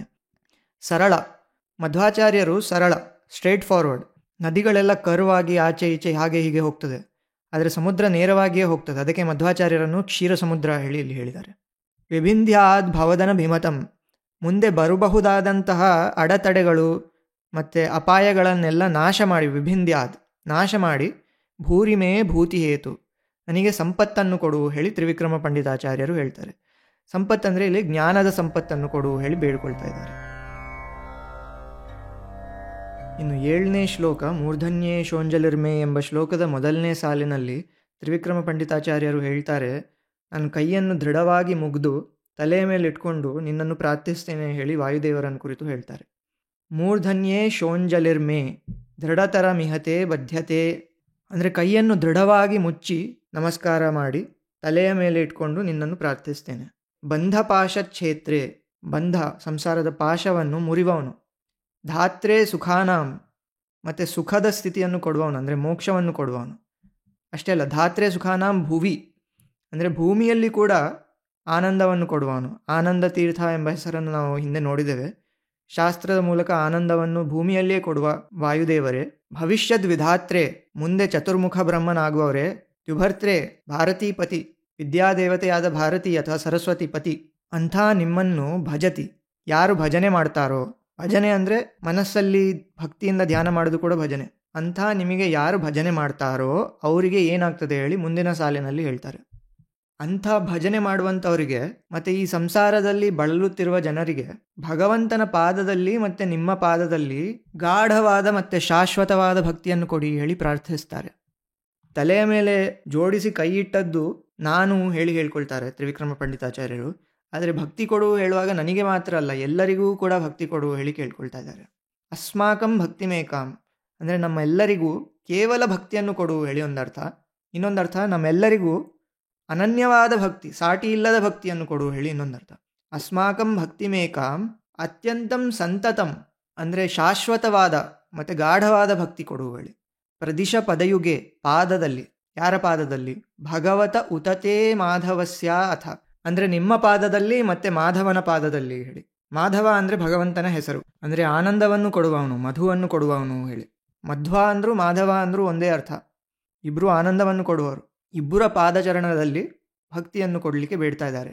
ವಾಯೋ, ಓ ವಾಯುದೇವರೇ, ಹಂತ ಸಂತಾಪ ಭಾಜಾಂ ಅಂದರೆ ಈ ಸಂಸಾರದಲ್ಲಿ ಬಳಲುತ್ತಿರುವ ನಮ್ಮೆಲ್ಲರಿಗೂ, ನಿನ್ನ ಯಾರು ಭಜನೆ ಮಾಡ್ತಾರೋ ನಿನ್ನನ್ನು ಅಂಥವರೆಲ್ಲರಿಗೂ ಭಕ್ತಿಯನ್ನು ಕೊಡು ಹೇಳಿ ಬೇಡ್ಕೊಳ್ತಾರೆ. ಇಲ್ಲಿ ಕೆಲವು ಗಮನಿಸಬೇಕಾದಂಥ ವಿಷಯಗಳೇನೆಂದರೆ, ತ್ರಿವಿಕ್ರಮ ಪಂಡಿತಾಚಾರ್ಯರು ಮಧ್ವಾಚಾರ್ಯರನ್ನು ಧಾತ್ರೆ ಸುಖಾನಾಂ ಹೇಳಿ ಹೇಳಿದರು, ಅಂದರೆ ಮೋಕ್ಷ ಕೊಡುವವನು ಹೇಳಿ. ಆದರೆ ಮೋಕ್ಷ ಕೊಡಲಿಕ್ಕೆ ಸಾಮರ್ಥ್ಯ ಇರುವವನು ಭಗವಂತ ಮಾತ್ರ. ಮತ್ತು ಮುಖ್ಯಪ್ರಾಣನನ್ನು ಕುರಿತು ಯಾಕೆ ಹೇಳಿದ್ರು ಅಂದರೆ, ಮೋಕ್ಷಕ್ಕೆ ಕರ್ಕೊಂಡು ಹೋಗುವುದು ಮುಖ್ಯಪ್ರಾಣ ದೇವರು. ಭಗವಂತನ ಆಜ್ಞೆ ಪ್ರಕಾರ ಮುಖ್ಯಪ್ರಾಣ ದೇವರೇ ನಮ್ಮನ್ನು ಮೋಕ್ಷಕ್ಕೆ ಕರ್ಕೊಂಡು ಹೋಗ್ತಾರೆ. ಮತ್ತು ಇನ್ನೊಂದೇನೆಂದರೆ, ನಮ್ಮ ಸ್ವರೂಪ ದೇಹಕ್ಕೆ ಅಭಿಮಾನಿಗಳು, ಮೋಕ್ಷದಲ್ಲಿರುವಂತಹ ಜ್ಞಾನಾನಂದಮಯ ದೇಹಕ್ಕೆ ಅಭಿಮಾನಿಗಳು ಚತುರ್ಮುಖ ಬ್ರಹ್ಮ ಅಂದರೆ ಮುಖ್ಯಪ್ರಾಣ ದೇವರೇ. ಇನ್ನೊಂದು ಧಾತ್ರೆ ಸುಖಾನಾಂ ಭುವಿ ಹೇಳಿ ಹೇಳುವಾಗ ಭೂಮಿಯಲ್ಲಿಯೇ ಸುಖವನ್ನು ಕೊಡ್ತಾರೆ ಹೇಳಿ ಅವಾಗ ಹೇಳಿದಾಗೆ ಆನಂದ ತೀರ್ಥರು ಶಾಸ್ತ್ರದ ಮೂಲಕ ಜ್ಞಾನದಿಂದ ನಮಗೆ ಸುಖವನ್ನು ಕೊಡ್ತಾರೆ ಹೇಳಿ. ಇನ್ನೊಂದೇನೆಂದರೆ, ನಮ್ಮ ಇಂದ್ರಿಯಗಳಿಗೆ ನಾವು ಸುಖವನ್ನು ಅನುಭವಿಸುವುದೇ ನಮ್ಮ ದೇಹದೊಳಗೆ ಪ್ರಾಣದೇವರು ಕೂತ್ಕೊಂಡು ಆ ಇಂದ್ರಿಯಗಳಿಗೆ ಶಕ್ತಿ ಕೊಟ್ಟದಕ್ಕೆ. ಪ್ರಾಣಶಕ್ತಿ ಕಮ್ಮಿ ಇದ್ದರೆ ರೋಗಗಳು, ವೀಕ್ನೆಸ್ ಇದೆಲ್ಲ ಬರ್ತದೆ. ಪ್ರಾಣಶಕ್ತಿಯೇ ಇಲ್ಲದಿದ್ದರೆ ಮೃತ ಶರೀರ. ಹಾಗೆ ನಾವು ಈ ಭೂಮಿಯಲ್ಲಿಯೇ ಸುಖಗಳು ಅನುಭವಿಸಲಿಕ್ಕೆ ಕಾರಣನೇ ನಮ್ಮ ದೇಹದಲ್ಲಿ ಕೂತ್ಕೊಂಡು ಮುಖ್ಯ ಪ್ರಾಣದೇವರೇ ಪ್ರಾಣಶಕ್ತಿ ಕೊಟ್ಟು ಆ ಸುಖವನ್ನು ನಮಗೆ ಅನುಭವಿಸುವ ಹಾಗೆ ಮಾಡ್ತಾ ಇದ್ದಾರೆ. ಇನ್ನು ಭಗವಂತನನ್ನು ಮಾಧವ ಹೇಳಿ ಕರೆದಿದ್ದಾರೆ. ಮಾಧವ ಅಂದರೆ ಒಂದರ್ಥ ನಾವು ನೋಡಿದ್ದು ಆನಂದವನ್ನು ಕೊಡುವವನು ಹೇಳಿ. ಅದಲ್ಲದೆ ಲಕ್ಷ್ಮಿಯ ಗಂಡ ಹೇಳಿಯೂ ಅರ್ಥ ಇದೆ. ಮಧುವಂಶದಲ್ಲಿ ಹುಟ್ಟಿದ ಕೃಷ್ಣನಿಗೂ ಮಾಧವ ಹೇಳಿ ಕರೀತಾರೆ. 8ನೇ ಶ್ಲೋಕ ಸಾಭ್ರೋಷ್ಣಾಭೀಷು ಶುಭ್ರ ಎಂಬ ಶ್ಲೋಕ. ಇದರ ಮೊದಲನೇ ಸಾಲಿನಲ್ಲಿ ಹೇಳ್ತಾರೆ, 3 ಲೋಕಗಳು, ಆಕಾಶ, ಭೂಮಿ, ದೇವಲೋಕ. ಈ 3 ಲೋಕಗಳ ಸೃಷ್ಟಿ, ಪೋಷಣೆ, ಸಂಹಾರ ಕೇವಲ ಮುಖ್ಯಪ್ರಾಣನ ಹುಬ್ಬಿನ ಕುಣಿತದಿಂದ ಆಗ್ತಾ ಉಂಟು ಹೇಳಿ. ಸಾಭ್ರ ಉಷ್ಣಾಭೀಷು ಶುಭ್ರ ಪ್ರಭ ನಭ, ಎಲ್ಲ ಕಾಲದಲ್ಲಿರುವಂತಹ ಆಕಾಶದ ಬಗ್ಗೆ ಹೇಳ್ತಾ ಇದ್ದಾರೆ. ನಭ ಅಂದರೆ ಆಕಾಶ. ಸಾಭ್ರ ಉಷ್ಣಾಭೀಷು ಶುಭ್ರಪ್ರಭ ಅಂದರೆ ಮೋಡ ಕವಿದ ಆಕಾಶ, ಬಿಸಿಲಿಂದ ತುಂಬಿದ ಆಕಾಶ, ಸೂರ್ಯನ ಬಿಸಿಲಿಂದ ತುಂಬಿದ ಆಕಾಶ, ಬೆಳದಿಂಗಳ ಆಕಾಶ, ಚಂದ್ರನ ಬೆಳಕಿನಿಂದ ತುಂಬಿದ ಆಕಾಶ. ಹೀಗೆ 3 ರೀತಿಯ ಆಕಾಶಗಳು ಅಂದರೆ ಎಲ್ಲ ಕಾಲದಲ್ಲಿರುವಂಥ ಆಕಾಶ. ಇನ್ನು ಭೂಮಿ, ಭೂರಿ ಭೂಭೃತ್ ವಿಭೂತಿ ಭ್ರಾಜಿಷ್ಣು ಭೂ, ಭೂಮಿಯನ್ನು ಹೊತ್ತವರು ಭೂಭೃತ್ ಅಂದರೆ ಇಲ್ಲಿ ರಾಜರು ಹೇಳಿ ಅರ್ಥ. ರಾಜರು ಭೂಮಿಯ ಭಾರವನ್ನು ಹೊರ್ತಾರೆ, ಭೂಮಿಯನ್ನು ಪಾಲಿಸ್ತಾರೆ. ಅಂಥ ರಾಜರು ಮತ್ತು ಅವರ ವಿಭೂತಿ, ವಿಭೂತಿ ಅಂದರೆ ಸಂಪತ್ತು, ಆ ರಾಜರು ಅವರ ಸಂಪತ್ತಿನಿಂದ ಅಲಂಕರಿಸಲ್ಪಟ್ಟ ಭೂ, ರಾಜಿಷ್ಣು ಭೂ, ಅಂಥ ಭೂಮಿ. ಆಕಾಶ ಆಯಿತು, ಭೂಮಿ ಆಯಿತು. ಇನ್ನು ಋಭೂಣಾಂ ಭವನಮಪಿ, ದೇವತೆಗಳು ಮತ್ತು ಅವರದ್ದೆಲ್ಲ ಲೋಕಗಳು. ಹಾಗೆ 3 ಲೋಕಗಳು, ಆಕಾಶ, ಭೂಮಿ, ದೇವಲೋಕಗಳು. ಇದೆಲ್ಲವೂ ಅಭಯ, ನಿರ್ಭಯನಾದವನೇ, ವಿಭೋ, ಎಲ್ಲರ ಒಡೆಯನಾದವನೇ. ಈ 3 ಲೋಕಗಳ ಅಭೇದಿ ಬಭ್ರೇ ಬಭೂವೆ, ಸೃಷ್ಟಿ, ಪಾಲನೆ, ಸಂಹಾರ ಎಲ್ಲವೂ ಭ್ರೂ ವಿಭ್ರಮಸ್ತೆ, ನಿನ್ನ ಹುಬ್ಬಿನ ಕುಣಿತಕ್ಕೆ ಆಗ್ತಾ ಉಂಟು ಹೇಳಿ ಹೇಳ್ತಾ ಇದ್ದಾರೆ. ಇನ್ನು 2ನೇ ಸಾಲಿನಲ್ಲಿ ಹೇಳಿದ್ದಾರೆ, ಜಗತ್ತೆಲ್ಲ ಮಾಯೆ, ಭೇದ ಎನ್ನುವುದು ಒಂದು ಭ್ರಮೆ ಹೇಳುವಂಥ ದುರುದ್ದೇಶದಿಂದ ಬಂದಂಥ ಮಾಯಾವಾದಿಗಳನ್ನು ಪೂರ್ತಿಯಾಗಿ ಹೆದರಿಸಿ ಅವರನ್ನು ಗೊಂದಲಗೊಳಿಸಿ ಬಿಟ್ಟು ಹೇಳಿ ಪ್ರಾಣದೇವರಿಗೆ ಹೇಳ್ತಾ ಇದ್ದಾರೆ. ಅಂಥ ಮಾಯಾವಾದಿಗಳು ಕೊನೆಗೆ ಒಂದು ಭಯಾನಕವಾದ ಭವಿಷ್ಯವನ್ನು ಪಡೀತಾರೆ ಹೇಳಿ ಹೇಳ್ತಾ ಇದ್ದಾರೆ. ಅಭಿಭೂಹು ಸರ್ವಸಮರ್ಥನಾದ ನೀನು ಭ್ರಮಯತಿ ಸುಭೃಶಂ ಬಭ್ರುವತ್ ಮಾಯಿಭಿಕ್ಷೂನ್. ಈ ಮುಂಗೂಸಿಯಂತೆ ಇರುವ ಮಾಯಿಭಿಕ್ಷುಗಳು, ಮಾಯಾವಾದಿಗಳು ಭ್ರಮಯತಿ ಸುಭೃಶಂ ಬಭ್ರುವತ್, ಅವರನ್ನು ಸಂಪೂರ್ಣವಾಗಿ ಗೊಂದಲಗೊಳಿಸಿ ಹೆದರಿಸಿ ಓಡಿಸಿಬಿಟ್ಟು ಹೇಳಿ. ದುರ್ಭೃತಾಶಾನ್ ಅಂದರೆ ದುರುದ್ದೇಶದಿಂದ ಬಂದವರು ಈ ಮಾಯಾವಾದಿಗಳು. ಭ್ರಾಂತಿರ್ಭೇದಾವಭಾಸ, ಜಗತ್ತೆಲ್ಲ ಮಿಥ್ಯಾ, ಭೇದ ಎಲ್ಲ ಭ್ರಾಂತಿ ಹೇಳುವಂಥ ಮಾಯಾವಾದಿಗಳು. ಭಯಂ ಭೋಕ್ಷತ, ಒಂದು ಭಯಾನಕವಾದ ಭವಿಷ್ಯವನ್ನು ಹೊಂದುತ್ತಾರೆ ಅವರು ಹೇಳಿ ಹೇಳ್ತಾರೆ. ಇನ್ನು 9ನೇ ಶ್ಲೋಕ, ಏಮುಂ ಭಾವಂ ಭಜಂತೆ ಎಂಬ ಶ್ಲೋಕದಲ್ಲಿ ವೈಕುಂಠದ ವರ್ಣನೆ ಬರ್ತದೆ.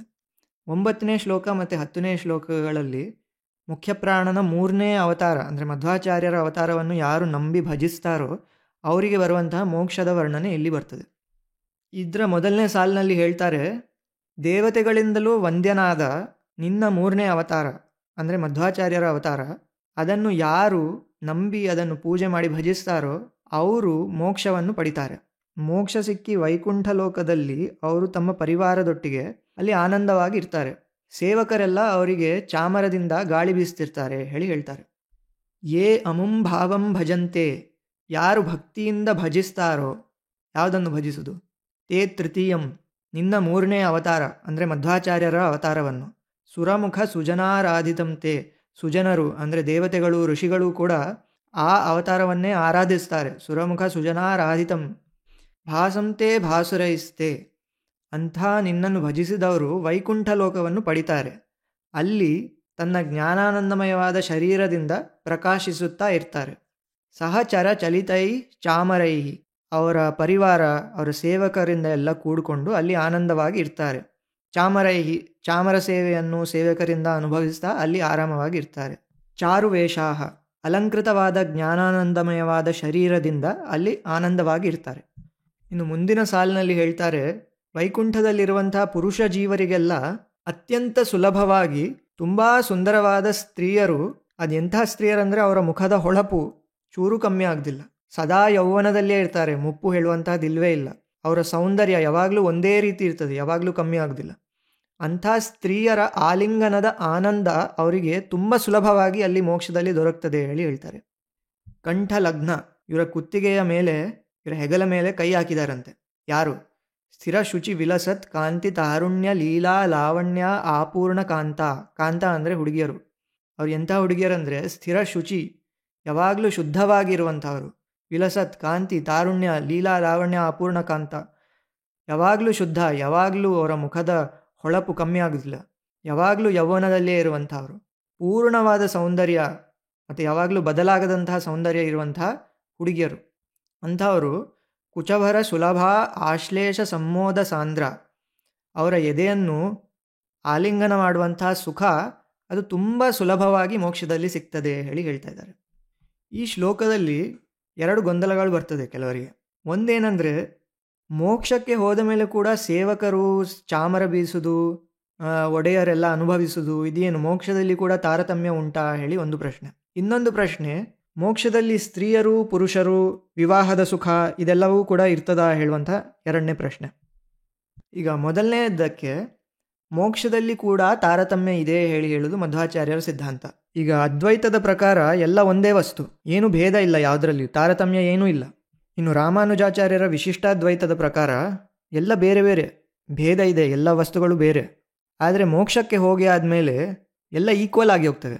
ಅಂದರೆ ಬೇರೆ ಇರ್ತೇವೆ, ಆದರೆ ಎಲ್ಲ ಒಂದೇ ಲೆವೆಲಲ್ಲಿ ಇರ್ತೇವೆ, ತಾರತಮ್ಯ ಇರ್ದಿಲ್ಲ. ಆದರೆ ಮಧ್ವಾಚಾರ್ಯರ ಸಿದ್ಧಾಂತದ ಪ್ರಕಾರ ಮೋಕ್ಷಕ್ಕೆ ಹೋದ ಮೇಲೆಯೂ ಕೂಡ ತಾರತಮ್ಯ ಇರ್ತದೆ. ಮುಕ್ತನಾದ ಚತುರ್ಮುಖ ಬ್ರಹ್ಮ ಮತ್ತು ಮುಕ್ತನಾದ ಸಾಮಾನ್ಯ ಜೀವರು ಬೇರೆ ಮೆಟ್ಲುಗಳಲ್ಲೇ ಇರ್ತಾರೆ. ಮುಕ್ತಿಯಲ್ಲಿಯೂ ಕೂಡ ಅವರಲ್ಲಿ ತಾರತಮ್ಯ ಇದ್ದೇ ಇರ್ತದೆ. ಈಗ ನಾವು ಮುಕ್ತರಾಗಿ ಮೋಕ್ಷ ಪಡೆದರೆ ನಾವು ಮೋಕ್ಷದಲ್ಲಿಯೂ ಕೂಡ ಚತುರ್ಮುಖ ಬ್ರಹ್ಮನ ಸೇವೆ ಮಾಡ್ತೇವೆ. ಅದು ನಾವೇನು ಕಷ್ಟಪಟ್ಟು ಮಾಡೋದಿಲ್ಲ, ನಾವು ಆ ಸೇವೆ ಮಾಡಬೇಕು ಹೇಳಿ ಬಯಸಿ ಸುಖದಿಂದ ಸೇವೆ ಮಾಡ್ತೇವೆ. ಹಾಗೆ ಮೋಕ್ಷದಲ್ಲಿಯೂ ಕೂಡ ತಾರತಮ್ಯ ಇದೆ, ಮೋಕ್ಷದಲ್ಲಿಯೂ ಕೂಡ ಸೇವಾ ಸೇವಕ ಭಾವ ಎಲ್ಲ ಇರ್ತದೆ. ಇದು ಮೊದಲನೇದ್ದು. ಇನ್ನು ಎರಡನೇದ್ದು ಏನಂದರೆ ಮೋಕ್ಷದಲ್ಲಿ ಸ್ತ್ರೀ ಪುರುಷ ಭಾವ ಉಂಟಾ ಹೇಳಿ. ಮಧ್ವಾಚಾರ್ಯರ ಸಿದ್ಧಾಂತ ಪ್ರಕಾರ ಜೀವಕ್ಕೇನೆ ಒಂದು ಜೆಂಡರ್ ಇದೆ. ಆ ಜೆಂಡರಿಂದನೇ ಅದು ಮೋಕ್ಷ ಪಡೆಯುವುದು.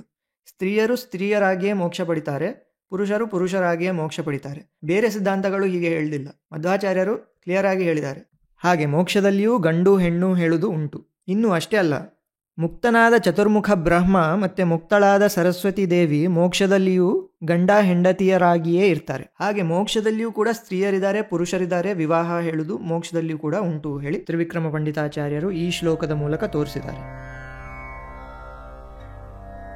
ಇನ್ನು ಮುಂದಿನ 10ನೇ ಶ್ಲೋಕ ಆನಂದಾನ್ ಮಂದಮಂದ ದದತಿಹಿ ಎಂಬ ಶ್ಲೋಕದಲ್ಲಿಯೂ ಕೂಡ ವೈಕುಂಠದ ವರ್ಣನೆನೇ ಮುಂದುವರಿಸಿದ್ದಾರೆ.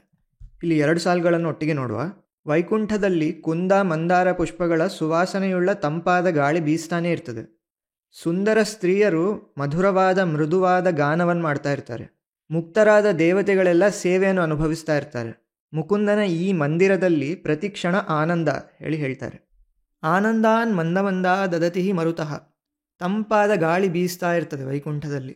ಕುಂದ ಮಂದಾರ ನಂದ್ಯಾವರ್ತ ಮೋದಾಂದಧಾನ, ಈ ಗಾಳಿ ಕುಂದ ಮಂದಾರ ಇತ್ಯಾದಿ ಹೂಗಳ ಸುವಾಸನೆಯನ್ನು ತರ್ತಾ ಇರ್ತದೆ. ಮೃದುಪದ ಮುದಿತೋದ್ಗೀತಕೈ ಸುಂದರೀಣಾಂ, ಸುಂದರ ಸ್ತ್ರೀಯರೆಲ್ಲ ಮೃದುಪದ ಸೌಮ್ಯವಾದ ಹಾಡುಗಳನ್ನು ಹಾಡ್ತಾ ಇರ್ತಾರೆ.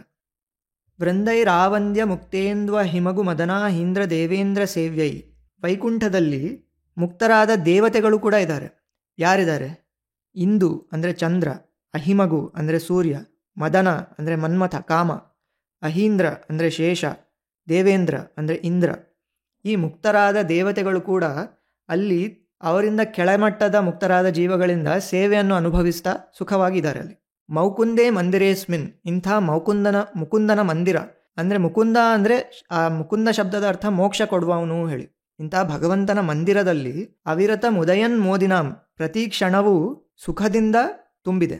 ಸ್ವರೂಪ ಆನಂದ ಒಂದು, ಅವರ ಸ್ವರೂಪ ದೇಹದ ಆನಂದ ಒಂದು, ಅದರೊಟ್ಟಿಗೆ ಈ ಗಾಳಿ ಬೀಸುದು, ಸುವಾಸನೆಗಳು, ಮೃದುಪದ ಕೇಳ್ತಾ ಇರೋದು, ಬೇರೆ ಜೀವರ ಸೇವೆ ಅನುಭವಿಸ್ತಾ ಇರೋದು, ಇಂಥ ಎಲ್ಲ ಆನಂದಗಳು ಈ ಮುಕುಂದನ ಮಂದಿರದಲ್ಲಿ ದೇವರಿಗೂ ದೇವರಾದ ಮುಕುಂದನ ಮಂದಿರದಲ್ಲಿ ಎಲ್ಲರೂ ಹೀಗೆ ಅನುಭವಿಸ್ತಾ ಆನಂದವಾಗಿ ಇರ್ತಾರೆ. ಇನ್ನು ಮುಂದಿನ 11ನೇ ಶ್ಲೋಕ ಉತ್ತಪ್ತಾತ್ಯುತ್ಕಟತ್ವಿಟ್ ಎಂಬ ಶ್ಲೋಕದಲ್ಲಿ ನರಕದ ವರ್ಣನೆ ಬರ್ತದೆ. ಈಗದವರೆಗೆ ವೈಕುಂಠದ ವರ್ಣನೆ ನೋಡಿದ್ದೇವೆ. ಇನ್ನು ಮಧ್ವಾಚಾರ್ಯರನ್ನು ದ್ವೇಷಿಸುವಂತಹ ಜನರು ಯಾವ ನರಕಕ್ಕೆ ಹೋಗ್ತಾರೆ ಅದು ಹೇಗಿರ್ತದೆ ಹೇಳಿ ತ್ರಿವಿಕ್ರಮ ಪಂಡಿತಾಚಾರ್ಯರು ಇಲ್ಲಿ ವರ್ಣಿಸ್ತಾರೆ. ಈ ಶ್ಲೋಕದ 2 ಸಾಲುಗಳನ್ನು ಒಂದೇ ಸಾರಿಯಲ್ಲಿ ನೋಡುವ. ಇದರಲ್ಲಿ ಏನು ಹೇಳ್ತಾರಂದರೆ, ಜ್ಞಾನಿಗಳಲ್ಲಿ ಶ್ರೇಷ್ಠರಾದಂತಹ ಮುಖ್ಯಪ್ರಾಣ ದೇವರನ್ನು ಮತ್ತು ಭಗವಂತನನ್ನು ಯಾರು ದ್ವೇಷಿಸ್ತಾರೆ ಅವರು ಅಂಧನ್ ತಮಸ್ಸಲ್ಲಿ ತುಂಬ ದುಃಖವನ್ನು ಅನುಭವಿಸ್ತಾರೆ ಹೇಳಿ. ಈ ದುಃಖದ ವರ್ಣನೆ ಮಾಡ್ತಾ ಹೇಳ್ತಾರೆ, ವಾಯುದೇವರ ಕಿಂಕರರು ಸೇವಕರು ಅವರ ಮೇಲೆ, ಈ ಜೀವರ ಮೇಲೆ ಬಿಸಿ ಬಿಸಿಯಾದ ಕಲ್ಲುಗಳ ಮಳೆಯನ್ನು ಸುರಿಸ್ತಾರೆ. ಆ ಕಲ್ಲುಗಳು ಉರುಳ್ತಾ ಕೆಳಗೆ ಬಂದು ಒಂದಕ್ಕೊಂದು ತಾಗಿಕೊಂಡು ಅದರಿಂದ ಬೆಂಕಿಯ ಕಿಡಿಗಳು ಹೊರಗೆ ಬರ್ತದೆ. ಆ ಕಿಡಿಯಿಂದ ಬಂದ ರೇಡಿಯೇಷನ್ ಏನಿದೆ ಅದು ಇಡೀ ವಾತಾವರಣವನ್ನೆಲ್ಲ ಬಿಸಿ ಬಿಸಿ ಮಾಡಿಬಿಡ್ತದೆ. ಇದು ಈ ವಾತಾವರಣದ ಕತೆ. ನೆಲ ನೋಡಿದರೆ ಕೆಸರಿನ ನೆಲ, ಜಾರಿ ಬೀಳ್ತಾ ಇದ್ದಾರೆ ಇವರು. ಇಂಥ ಚಿತ್ರಹಿಂಸೆ ಅನುಭವಿಸ್ತಾ ಈ ಜೀವರು ಇರಬೇಕಾಗ್ತದೆ ವಾಯುದೇವರನ್ನು ಭಗವಂತನನ್ನು ದ್ವೇಷಿಸಿದ್ದಕ್ಕೆ ಹೇಳಿ ಈ ಶ್ಲೋಕದಲ್ಲಿ ಹೇಳಿದ್ದಾರೆ. ಉತ್ತಪ್ತ ಅತ್ಯುತ್ಕಟತ್ವಿಟ್, ಬಿಸಿ ಬಿಸಿ ಸುಡುವಂತಹದ್ದು. ಪಂಕ್ತಿ ಗ್ರಾವ್ಣಾಂ, ದೊಡ್ಡ ದೊಡ್ಡ ಬಂಡೆಕಲ್ಲುಗಳು, ಸುಡುವಂತಹ ಬಂಡೆಕಲ್ಲುಗಳು. ಪ್ರಕಟ ಕಟಕಟ ಧ್ವಾನ ಸಂಘಟ್ಟನ, ಅದು ಕೆಳಗೆ ಬಿದ್ದು ಉರುಳುಕೊಂಡು ಬರ್ತಾ ಉಂಟು, ಒಂದಕ್ಕೊಂದು ತಾಗಿ ಗಲಾಟೆ ಮಾಡ್ತಾ ಉಂಟು. ಉದ್ಯದ್ ವಿದ್ಯುತ್ ವ್ಯೂಢ ಸ್ಫುಲಿಂಗ, ಹಾಗೆ ತಾಗಿಕೊಂಡು ಬರುವಾಗ ಅದರಿಂದ ಕಿಡಿಗಳು ಹೊರಗೆ ಬರ್ತಾ ಉಂಟು. ಆ ಕಿಡಿಗಳಿಂದ ಪ್ರಖರ ವಿಕಿರಣ, ಒಂದು ರೇಡಿಯೇಷನ್ ವಿಕಿರಣಗಳು ಬರ್ತಾ ಉಂಟು ಒಂದಕ್ಕೊಂದು ತಾಗಿದ್ರಿಂದ. ಉತ್ಖ್ವಾತಿತೆ, ಆ ವಿಕಿರಣಗಳಿಂದ ಇಡೀ ವಾತಾವರಣ ಬಿಸಿ ಬಿಸಿಯಾಗಿ ಉರಿತಾ ಉಂಟು. ಬಾಧಿತಾಂಗಾನ್, ಇದರಿಂದ ಬಾಧೆಗೆ ಒಳಗಾದವರು ಈ ತಾಮಸ ಜೀವರು. ಉದ್ಗಾಡಂ ಪಾತ್ಯಮಾನ, ಮೇಲೆಯಿಂದ ಈ ಕಲ್ಲುಗಳ ಮಳೆ ಸುರಿಸ್ತಾ ಇದ್ದಾರೆ. ಯಾರು? ಕಿಂಕರೈ ತೇ, ನಿನ್ನ ಸೇವಕರೇ. ಕರಿಮ್ನಾಂ ಗ್ಲಪಯತಿ, ಈ ಕಲ್ಲುಗಳು, ಭಾರವಾದ ಕಲ್ಲುಗಳು ಕೆಳಗೆ ಬಿದ್ದು ಆ ಜೀವರ ಮೇಲೆ ಬಿದ್ದು ಅವರ ಸುಖವನ್ನೆಲ್ಲ ಹೀರಿಬಿಡ್ತಾ ಉಂಟು.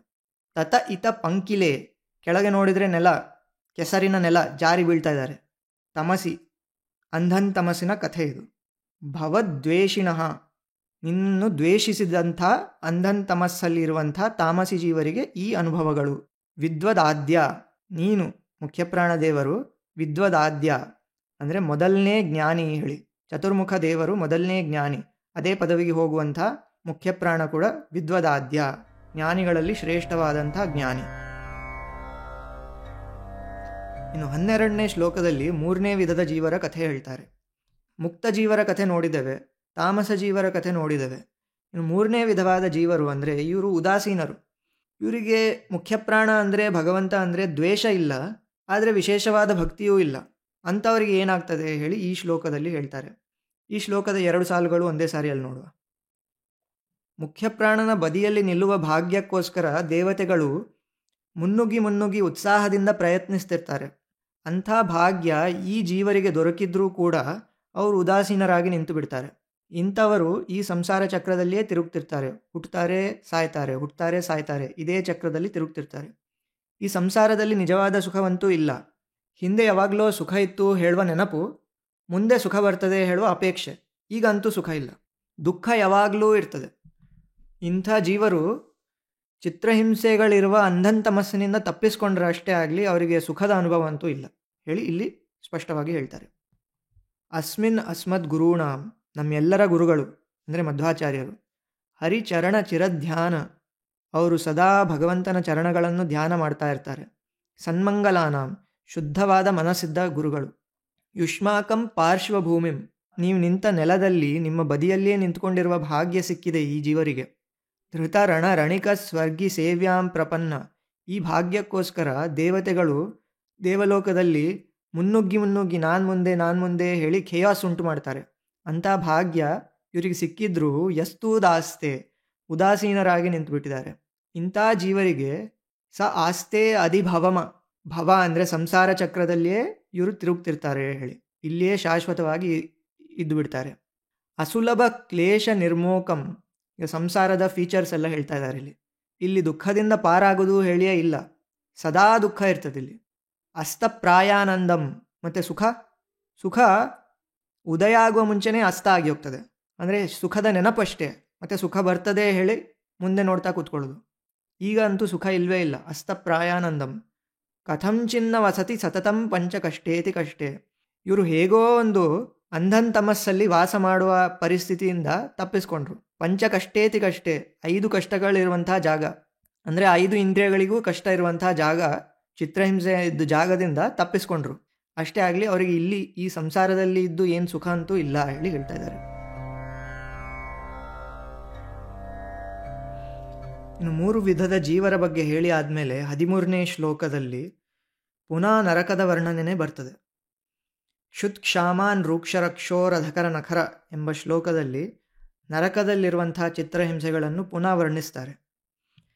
ಇಲ್ಲಿ 1ನೇ ಸಾಲಿನಲ್ಲಿ ಹೇಳ್ತಾರೆ, ನರಕದಲ್ಲಿ ಜೀವರು ಹಸಿವಿನಿಂದ ಬಳಲ್ತಿರ್ತಾರೆ ಯಾವಾಗಲೂ. ಅದಲ್ಲದೆ ದುಷ್ಟ ಸ್ವಭಾವದ ಪಿಶಾಚಿಗಳು, ಪ್ರೇತಗಳು, ರಾಕ್ಷಸರು ಮತ್ತು ಬೇರೆ ಬೇರೆ ಪಕ್ಷಿಗಳು ಎಲ್ಲ ಬಂದು ಚೂಪಾದ ಹಲ್ಲು, ಉಗುರು, ಕೊಕ್ಕೆಯಿಂದ ಇವರನ್ನು ಕಡ್ದು ಇವರ ಮೈಗೆಲ್ಲ ಗಾಯ ಮಾಡಿ ನೋವು ಮಾಡ್ತಿರ್ತಾರೆ ಹೇಳಿ. ಕ್ಷುತ್ ಕ್ಷಾಮಾನ್, ಸದಾ ಹಸಿವಿನಿಂದ ಬಳಲ್ತಿರ್ತಾರೆ. ರೂಕ್ಷ ರಕ್ಷೋ, ರಾಕ್ಷಸ ಸ್ವಭಾವದ ಭೂತ ಪ್ರೇತಗಳು, ರಾಕ್ಷಸರು, ದೈತ್ಯರು ಎಲ್ಲ ಬಂದು ರಥಖರ ನಖರ, ಅವರ ಚೂಪಾದ ಉಗುರುಗಳು ಮತ್ತು ದಂತ ಹಲ್ಲಿನಿಂದ ಕ್ಷುಣ್ಣ ವಿಕ್ಷೋಭಿತಾಂಗಾನ್, ಇವರ ಮೈಗೆ ಗಾಯ ಮಾಡಿ ನೋವು ಮಾಡ್ತಿರ್ತಾರೆ. ಆಮಘ್ನಾನ್ ಅಂಧಕೂಪೆ, ಅಂಧನ್ ತಮಸ್ಸು ಎಂಬ ಈ ಕತ್ತಲೆಯ ಬಾವಿ ಇಲ್ಲಿ ಹೀಗಿರ್ತದೆ. ಕ್ಷುರ ಮುಖ ಮುಖರೈಹಿ ಪಕ್ಷಿಭಿರ್, ಮತ್ತು ಪಕ್ಷಿಗಳು ಅದರ ಚೂಪಾದ ಕೊಕ್ಕಿನಿಂದ ವಿಕ್ಷೋಭಿತಾಂಗಾನ್ ಅಂದರೆ ಇವರನ್ನು ಕಡ್ದು ಇವರಿಗೆ ನೋವು ಮಾಡ್ತಿರ್ತದೆ. ಮತ್ತು 2ನೇ ಸಾಲಿನಲ್ಲಿ ಅಲ್ಲಿದ್ದು ನೆಲ ಹೇಗಿದೆ ಹೇಳಿ ಹೇಳ್ತಾರೆ.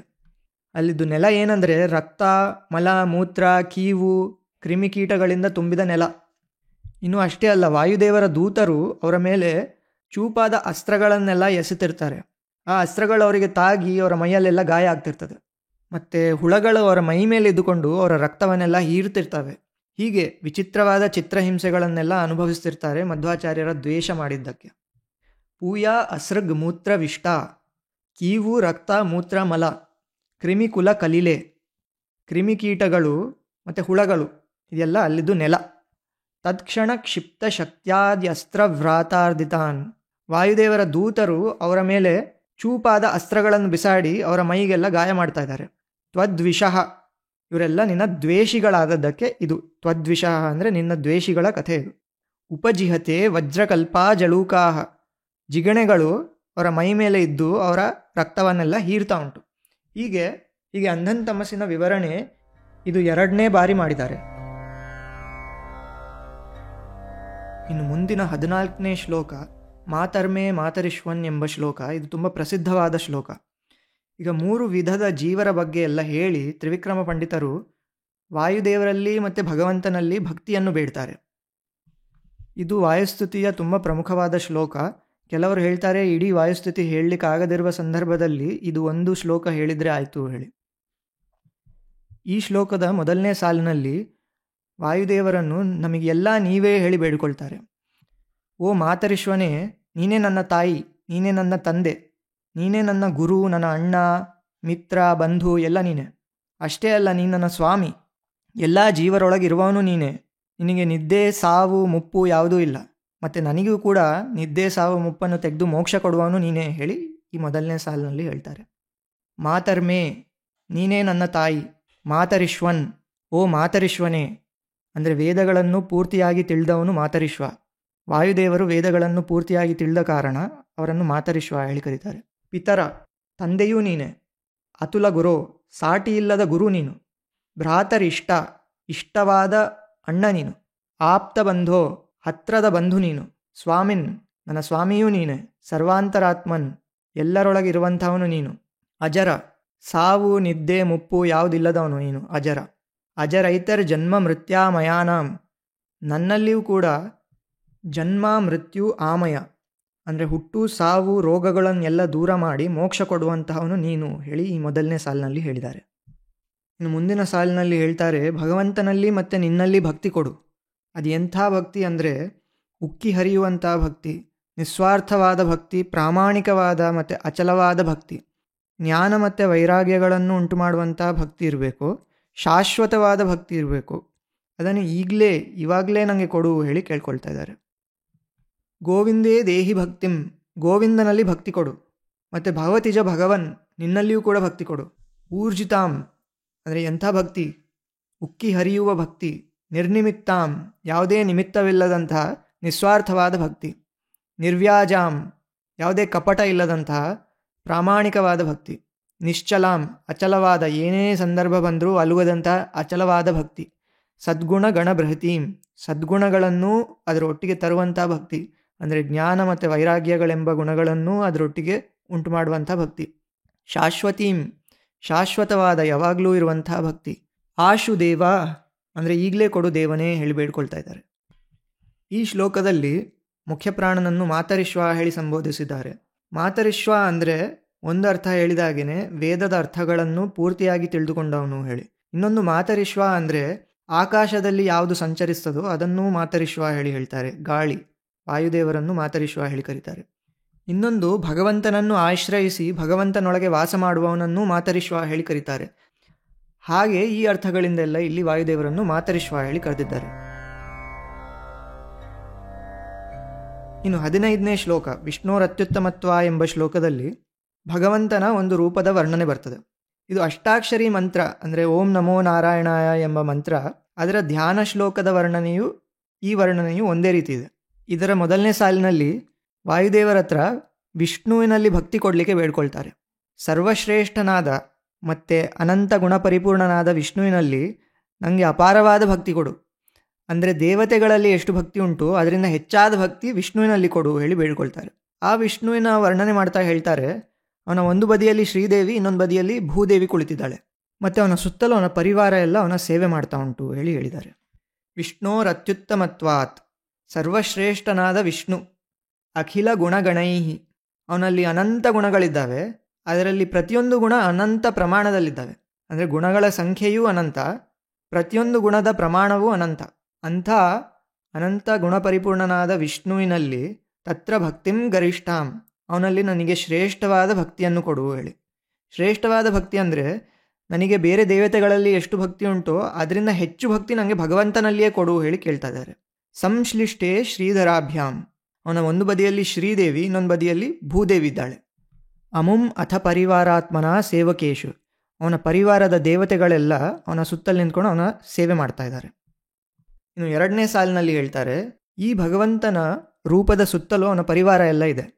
ಅಂದರೆ ಬ್ರಹ್ಮ, ವಾಯು, ಶೇಷ, ಗರುಡ, ರುದ್ರ, ಇಂದ್ರ ಇವರೆಲ್ಲ ಅವನ ಸೇವೆ ಮಾಡ್ತಾ ಇದ್ದಾರೆ.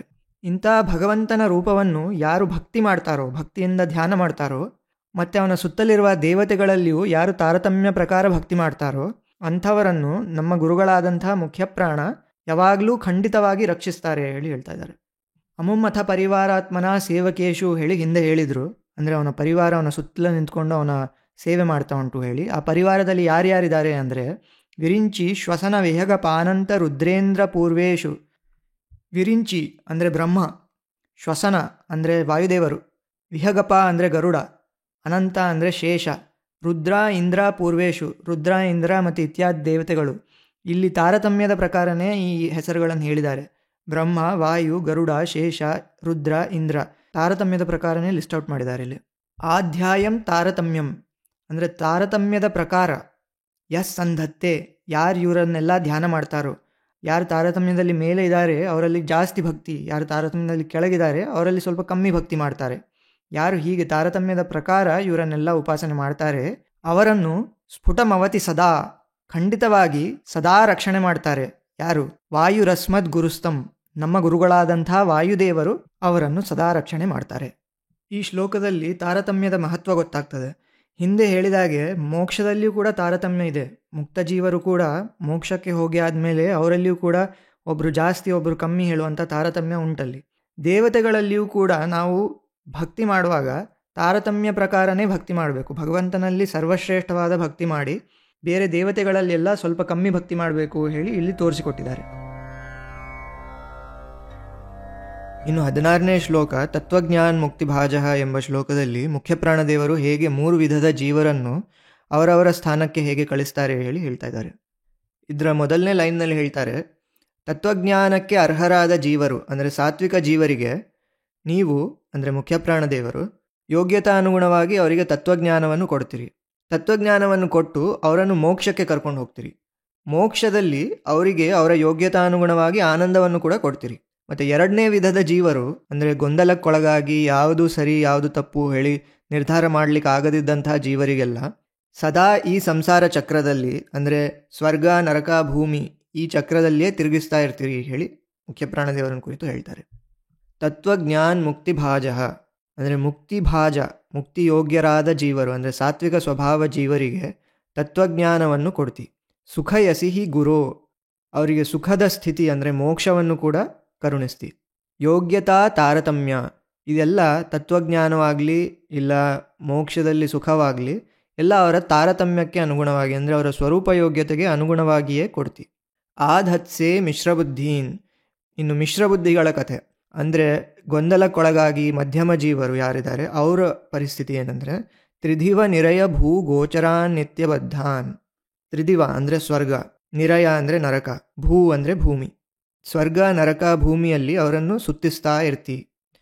ಇನ್ನು 2ನೇ ಸಾಲಿನಲ್ಲಿ ಹೇಳ್ತಾರೆ, 3ನೇ ವಿಧದ ಜೀವರು ಅಂದರೆ ತಾಮಸ ಜೀವರು ತಪ್ಪನ್ನೇ ಸರಿ ಹೇಳಿ ಅಚಲವಾಗಿ ನಂಬಿದ ಜೀವರನ್ನು ಅಂಧನ್ ತಮಸ್ಸಿಗೆ ಕಳಿಸಿ ಶಾಶ್ವತವಾದ ದುಃಖವನ್ನು ಅನುಭವಿಸುವ ಹಾಗೆ ಮಾಡ್ತಿ ಹೇಳಿ ಮುಖ್ಯಪ್ರಾಣದೇವರಿಗೆ ಹೇಳ್ತಾರೆ. ಇನ್ನು ಇದೆಲ್ಲ ಯಾಕೆ ಮಾಡೋದು? ಪಾರ್ಶಾಲಿಟಿ ಅಂದರೆ ಪಕ್ಷಪಾತದಿಂದಾಗಿ ಹೀಗೆ ಮಾಡ್ತಾ ಇದ್ಯಾ ಅಂದರೆ ಅಲ್ಲ. ವಿಷ್ಣುವಿನ ಆಜ್ಞೆ ಪ್ರಕಾರನೇ ಮುಖ್ಯಪ್ರಾಣದೇವರು ಹೀಗೆ 3 ವಿಧದ ಜೀವರನ್ನು ಅವರವರ ಸ್ಥಾನಕ್ಕೆ ಕಳಿಸ್ತಾರೆ. ಹೀಗೆ ನೂರಾರು ಶ್ರುತಿಗಳಲ್ಲಿ ಇತಿಹಾಸ ಪುರಾಣಗಳಲ್ಲೆಲ್ಲ ಇದನ್ನು ವಿವರಿಸಿದ್ದಾರೆ ಹೇಳಿ ತ್ರಿವಿಕ್ರಮ ಪಂಡಿತಾಚಾರ್ಯರು ಇಲ್ಲಿ ಹೇಳ್ತಾ ಇದ್ದಾರೆ. ಅನ್ಯಥಾ ಜ್ಞಾನ್ ಅಂದರೆ ಅನ್ಯಥಾ ಜ್ಞಾನ ಇರುವಂತಹ ಜನರು ಅಂದರೆ ತಪ್ಪನ್ನೇ ಸರಿ ಹೇಳಿ ಗಾಢವಾಗಿ ನಂಬುವಂತಹ ಜನರು, ಇವರನ್ನು ತಾಮಿಸ್ರಾಂಧಾಧಿಕಾಖ್ಯೇ ತಮಸಿ ಸುಬಹುಲಂ ದುಃಖಯಸ್ ಅಂದರೆ ಸದಾ ಶಾಶ್ವತವಾಗಿ ದುಃಖ ಅನುಭವಿಸುವಂಥ ಲೋಕಗಳು, ತಾಮಿಸ್ರ, ಅಂಧತಾಮಿಸ್ರ ಇತ್ಯಾದಿ ಲೋಕಗಳಿಗೆ ಕಳಿಸ್ತಿ ಹೇಳಿ ಹೇಳ್ತಾ ಇದ್ದಾರೆ. ಅಂದರೆ ಇದರಲ್ಲಿಯೂ ಗ್ರೇಡೇಷನ್ಸ್ ಉಂಟು. ಕೆಲವರನ್ನು ತಾಮಿಸ್ರಕ್ಕೆ, ಕೆಲವರನ್ನು ಅಂಧತಾಮಿಸ್ರಕ್ಕೆ, ಒಂದರಿಂದೊಂದು ಹೆಚ್ಚು ದುಃಖ ಅನುಭವಿಸುವಂಥ ಲೋಕಗಳು. ಅವರವರ ತಾರತಮ್ಯ ಪ್ರಕಾರ, ಅವರವರ ಯೋಗ್ಯತಾ ಪ್ರಕಾರ ಅವರನ್ನು ಆ ಲೋಕಕ್ಕೆ ಮುಖ್ಯಪ್ರಾಣದೇವರು ಕಳಿಸ್ತಾರೆ. ಯಾಕೆ ಹೀಗೆ ಮಾಡ್ತಾರೆ? ಒಬ್ರಂದ್ರೆ ಇಷ್ಟ, ಒಬ್ರಂದ್ರೆ ದ್ವೇಷ ಹೇಳಿ ಹೀಗೆ ಮಾಡ್ತಾರಾ ಅಂದರೆ ಇಲ್ಲ. ವಿಷ್ಣೋರ್ ಆಜ್ಞಾಭಿರಿತ್ತಂ, ವಿಷ್ಣುವಿನ ಆಜ್ಞೆ ಉಂಟು ಅವರಿಗೆ, ಹೀಗೆ ಮಾಡು ಹೇಳಿ ವಿಷ್ಣು ಆಜ್ಞೆ ಮಾಡಿದ್ದಕ್ಕೆ ಹೀಗೆ ಯೋಗ್ಯತಾನುಸಾರ ಒಬ್ಬರೊಬ್ಬರನ್ನು ಅವರವರ ಲೋಕಕ್ಕೆ ಕಳಿಸ್ತಾರೆ. ಶ್ರುತಿ ಶತಂ ಇತಿಹಾಸಾದಿ ಚಾಕರ್ಣಯಾಮಃ, ಮುಖ್ಯ ಪ್ರಾಣದೇವರು ಹೀಗೆ ಮಾಡ್ತಾರೆ ಹೇಳಿ ನಾವು ನೂರಾರು ಶ್ರುತಿಗಳಲ್ಲಿ ಶ್ರುತಿ ಶತಂ ಇತಿಹಾಸ ಪುರಾಣಗಳಲ್ಲಿ ಎಲ್ಲ ಚಾಕರ್ಣಯಾಮ ಕೇಳಿ ತಿಳಿದಿದ್ದೇನೆ ಹೇಳಿ ತ್ರಿವಿಕ್ರಮ ಪಂಡಿತಾಚಾರ್ಯರು ಹೇಳ್ತಾರೆ. ಈ ಶ್ಲೋಕದಲ್ಲಿ ಕೂಡ ನಮಗೆ ಯೋಗ್ಯತೆ ಮತ್ತು ತಾರತಮ್ಯದ ಮಹತ್ವ ಗೊತ್ತಾಗ್ತದೆ. ಹಿಂದೆ ಮೋಕ್ಷದ ವರ್ಣನೆ ಬರುವಾಗ ಹೇಳಿದ್ರು, ಮುಕ್ತಿಯಲ್ಲಿ ಕಮ್ಮಿ ಯೋಗ್ಯತೆಯ ಜೀವರು ಹೆಚ್ಚು ಯೋಗ್ಯತೆಯ ಜೀವರಿಗೆ ಸೇವೆ ಸಲ್ಲಿಸ್ತಾರೆ, ಸುಖದಿಂದ ಸೇವೆ ಸಲ್ಲಿಸ್ತಾರೆ ಹೇಳಿದರು. ಇಲ್ಲಿಯೂ ಕೂಡ ಹಾಗೆ ಹೇಳ್ತಾರೆ, ಅವರವರ ಯೋಗ್ಯತಾನುಗುಣವಾಗಿಯೇ ಮುಖ್ಯ ಪ್ರಾಣದೇವರು ಅವರವರಿಗೆ ಆನಂದವನ್ನು ಕೊಡ್ತಾರೆ ಮೋಕ್ಷದಲ್ಲಿ ಹೇಳಿ. ಹೀಗೆ ಇದು 3 ವಿಧದ ಜೀವರಿಗೂ ಹೀಗೆ ಅವರವರ ಯೋಗ್ಯತಾನುಗುಣವಾಗಿ ಅವರಿಗೆ ಸುಖ ದುಃಖ ಪ್ರಾಪ್ತಿಯಾಗ್ತದೆ. ಸಾತ್ವಿಕ ಜೀವರಿಗಂತೂ ಈಗ ಹೇಳಿದ ಹಾಗೆ ಮೋಕ್ಷದಲ್ಲಿ ಅವರವರ ಯೋಗ್ಯತಾನುಗುಣವಾಗಿಯೇ ಆನಂದ ದೊರಕ್ತದೆ. ರಾಜಸ ಜೀವರಿಗೆ ಸಂಸಾರ ಚಕ್ರದಲ್ಲಿಯೇ ಸುತ್ತುತ್ತಿರುವಾಗ ಅವರವರ ಯೋಗ್ಯತಾನುಗುಣವಾಗಿ ಕೆಲವರಿಗೆ ಜಾಸ್ತಿ ಸಮಯ ಭೂಮಿಯಲ್ಲಿ, ಕೆಲವರಿಗೆ ಜಾಸ್ತಿ ಸಮಯ ಸ್ವರ್ಗದಲ್ಲಿ, ಕೆಲವರಿಗೆ ನರಕದಲ್ಲಿ, ಹೀಗೆ ಅವರವರ ಯೋಗ್ಯತಾನುಗುಣವಾಗಿ ಅವರಿಗೆ ಸುಖ ದುಃಖ ಪ್ರಾಪ್ತಿಯಾಗ್ತದೆ. ತಾಮಸ ಜೀವರಿಗಂತೂ ಇಲ್ಲೇ ಹೇಳಿದ್ದಾರೆ, ಕೆಲವರಿಗೆ ತಾಮಿಸ್ರ, ಕೆಲವರಿಗೆ ಅಂಧತಾಮಿಸ್ರ, ಅವರವರ ಯೋಗ್ಯತಾನುಗುಣವಾಗಿ ಅವರವರಿಗೆ ಎಷ್ಟು ದುಃಖ ಅನುಭವಿಸಬೇಕು ಅಷ್ಟು ದುಃಖ ಆ ಲೋಕದಲ್ಲಿ ಹೋಗಿ ಅನುಭವಿಸ್ತಾರೆ ಅವರು ಹೇಳಿ. ಹೀಗೆ 3 ವಿಧದ ಜೀವರಲ್ಲಿಯೂ ತಾರತಮ್ಯ ಇದೆ. ಇನ್ನೊಂದೇನೆಂದರೆ, ನಮಗೆ ಶಾಸ್ತ್ರಗಳಲ್ಲಿ ನಿತ್ಯ ಸಂಸಾರಿಗಳು ಮತ್ತು ತಾಮಸ ಜೀವರ ಭವಿಷ್ಯದ ಬಗ್ಗೆ ಅಷ್ಟು ಜಾಸ್ತಿ ವಿವರಣೆ ಸಿಕ್ಕುದಿಲ್ಲ. ಮಧ್ವಾಚಾರ್ಯರು ಕೂಡ ಇದರ ಬಗ್ಗೆ ಅಷ್ಟೇನು ವಿವರಿಸಲಿಲ್ಲ. ಇದರ ಉದ್ದೇಶ ಏನಿರಬೇಕಂದ್ರೆ, ನಾವು ಸಾತ್ವಿಕ ಜೀವರಾದರೆ ನಮಗೆ ಇದೆಲ್ಲ ತಿಳಿದುಕೊಳ್ಳೋದು ಅಷ್ಟು ಅಗತ್ಯ ಇಲ್ಲ, ನಮ್ಮ ದಾರಿ ತಿಳಿದುಕೊಂಡ್ರೆ ಸಾಕು ಹೇಳುವ ಉದ್ದೇಶದಿಂದ ಅಷ್ಟು ಜಾಸ್ತಿ ವಿವರಿಸಲಿಲ್ಲ ಕಾಣ್ತದೆ. ಇಲ್ಲಿಗೆ 16 ಶ್ಲೋಕಗಳನ್ನು ನೋಡಿದ್ದೇವೆ. ಇನ್ನು ಮುಂದಿನ ವಿಡಿಯೋದಲ್ಲಿ ಈ ಅರ್ಥಚಿಂತನೆಯನ್ನು ಮುಂದುವರಿಸುವ.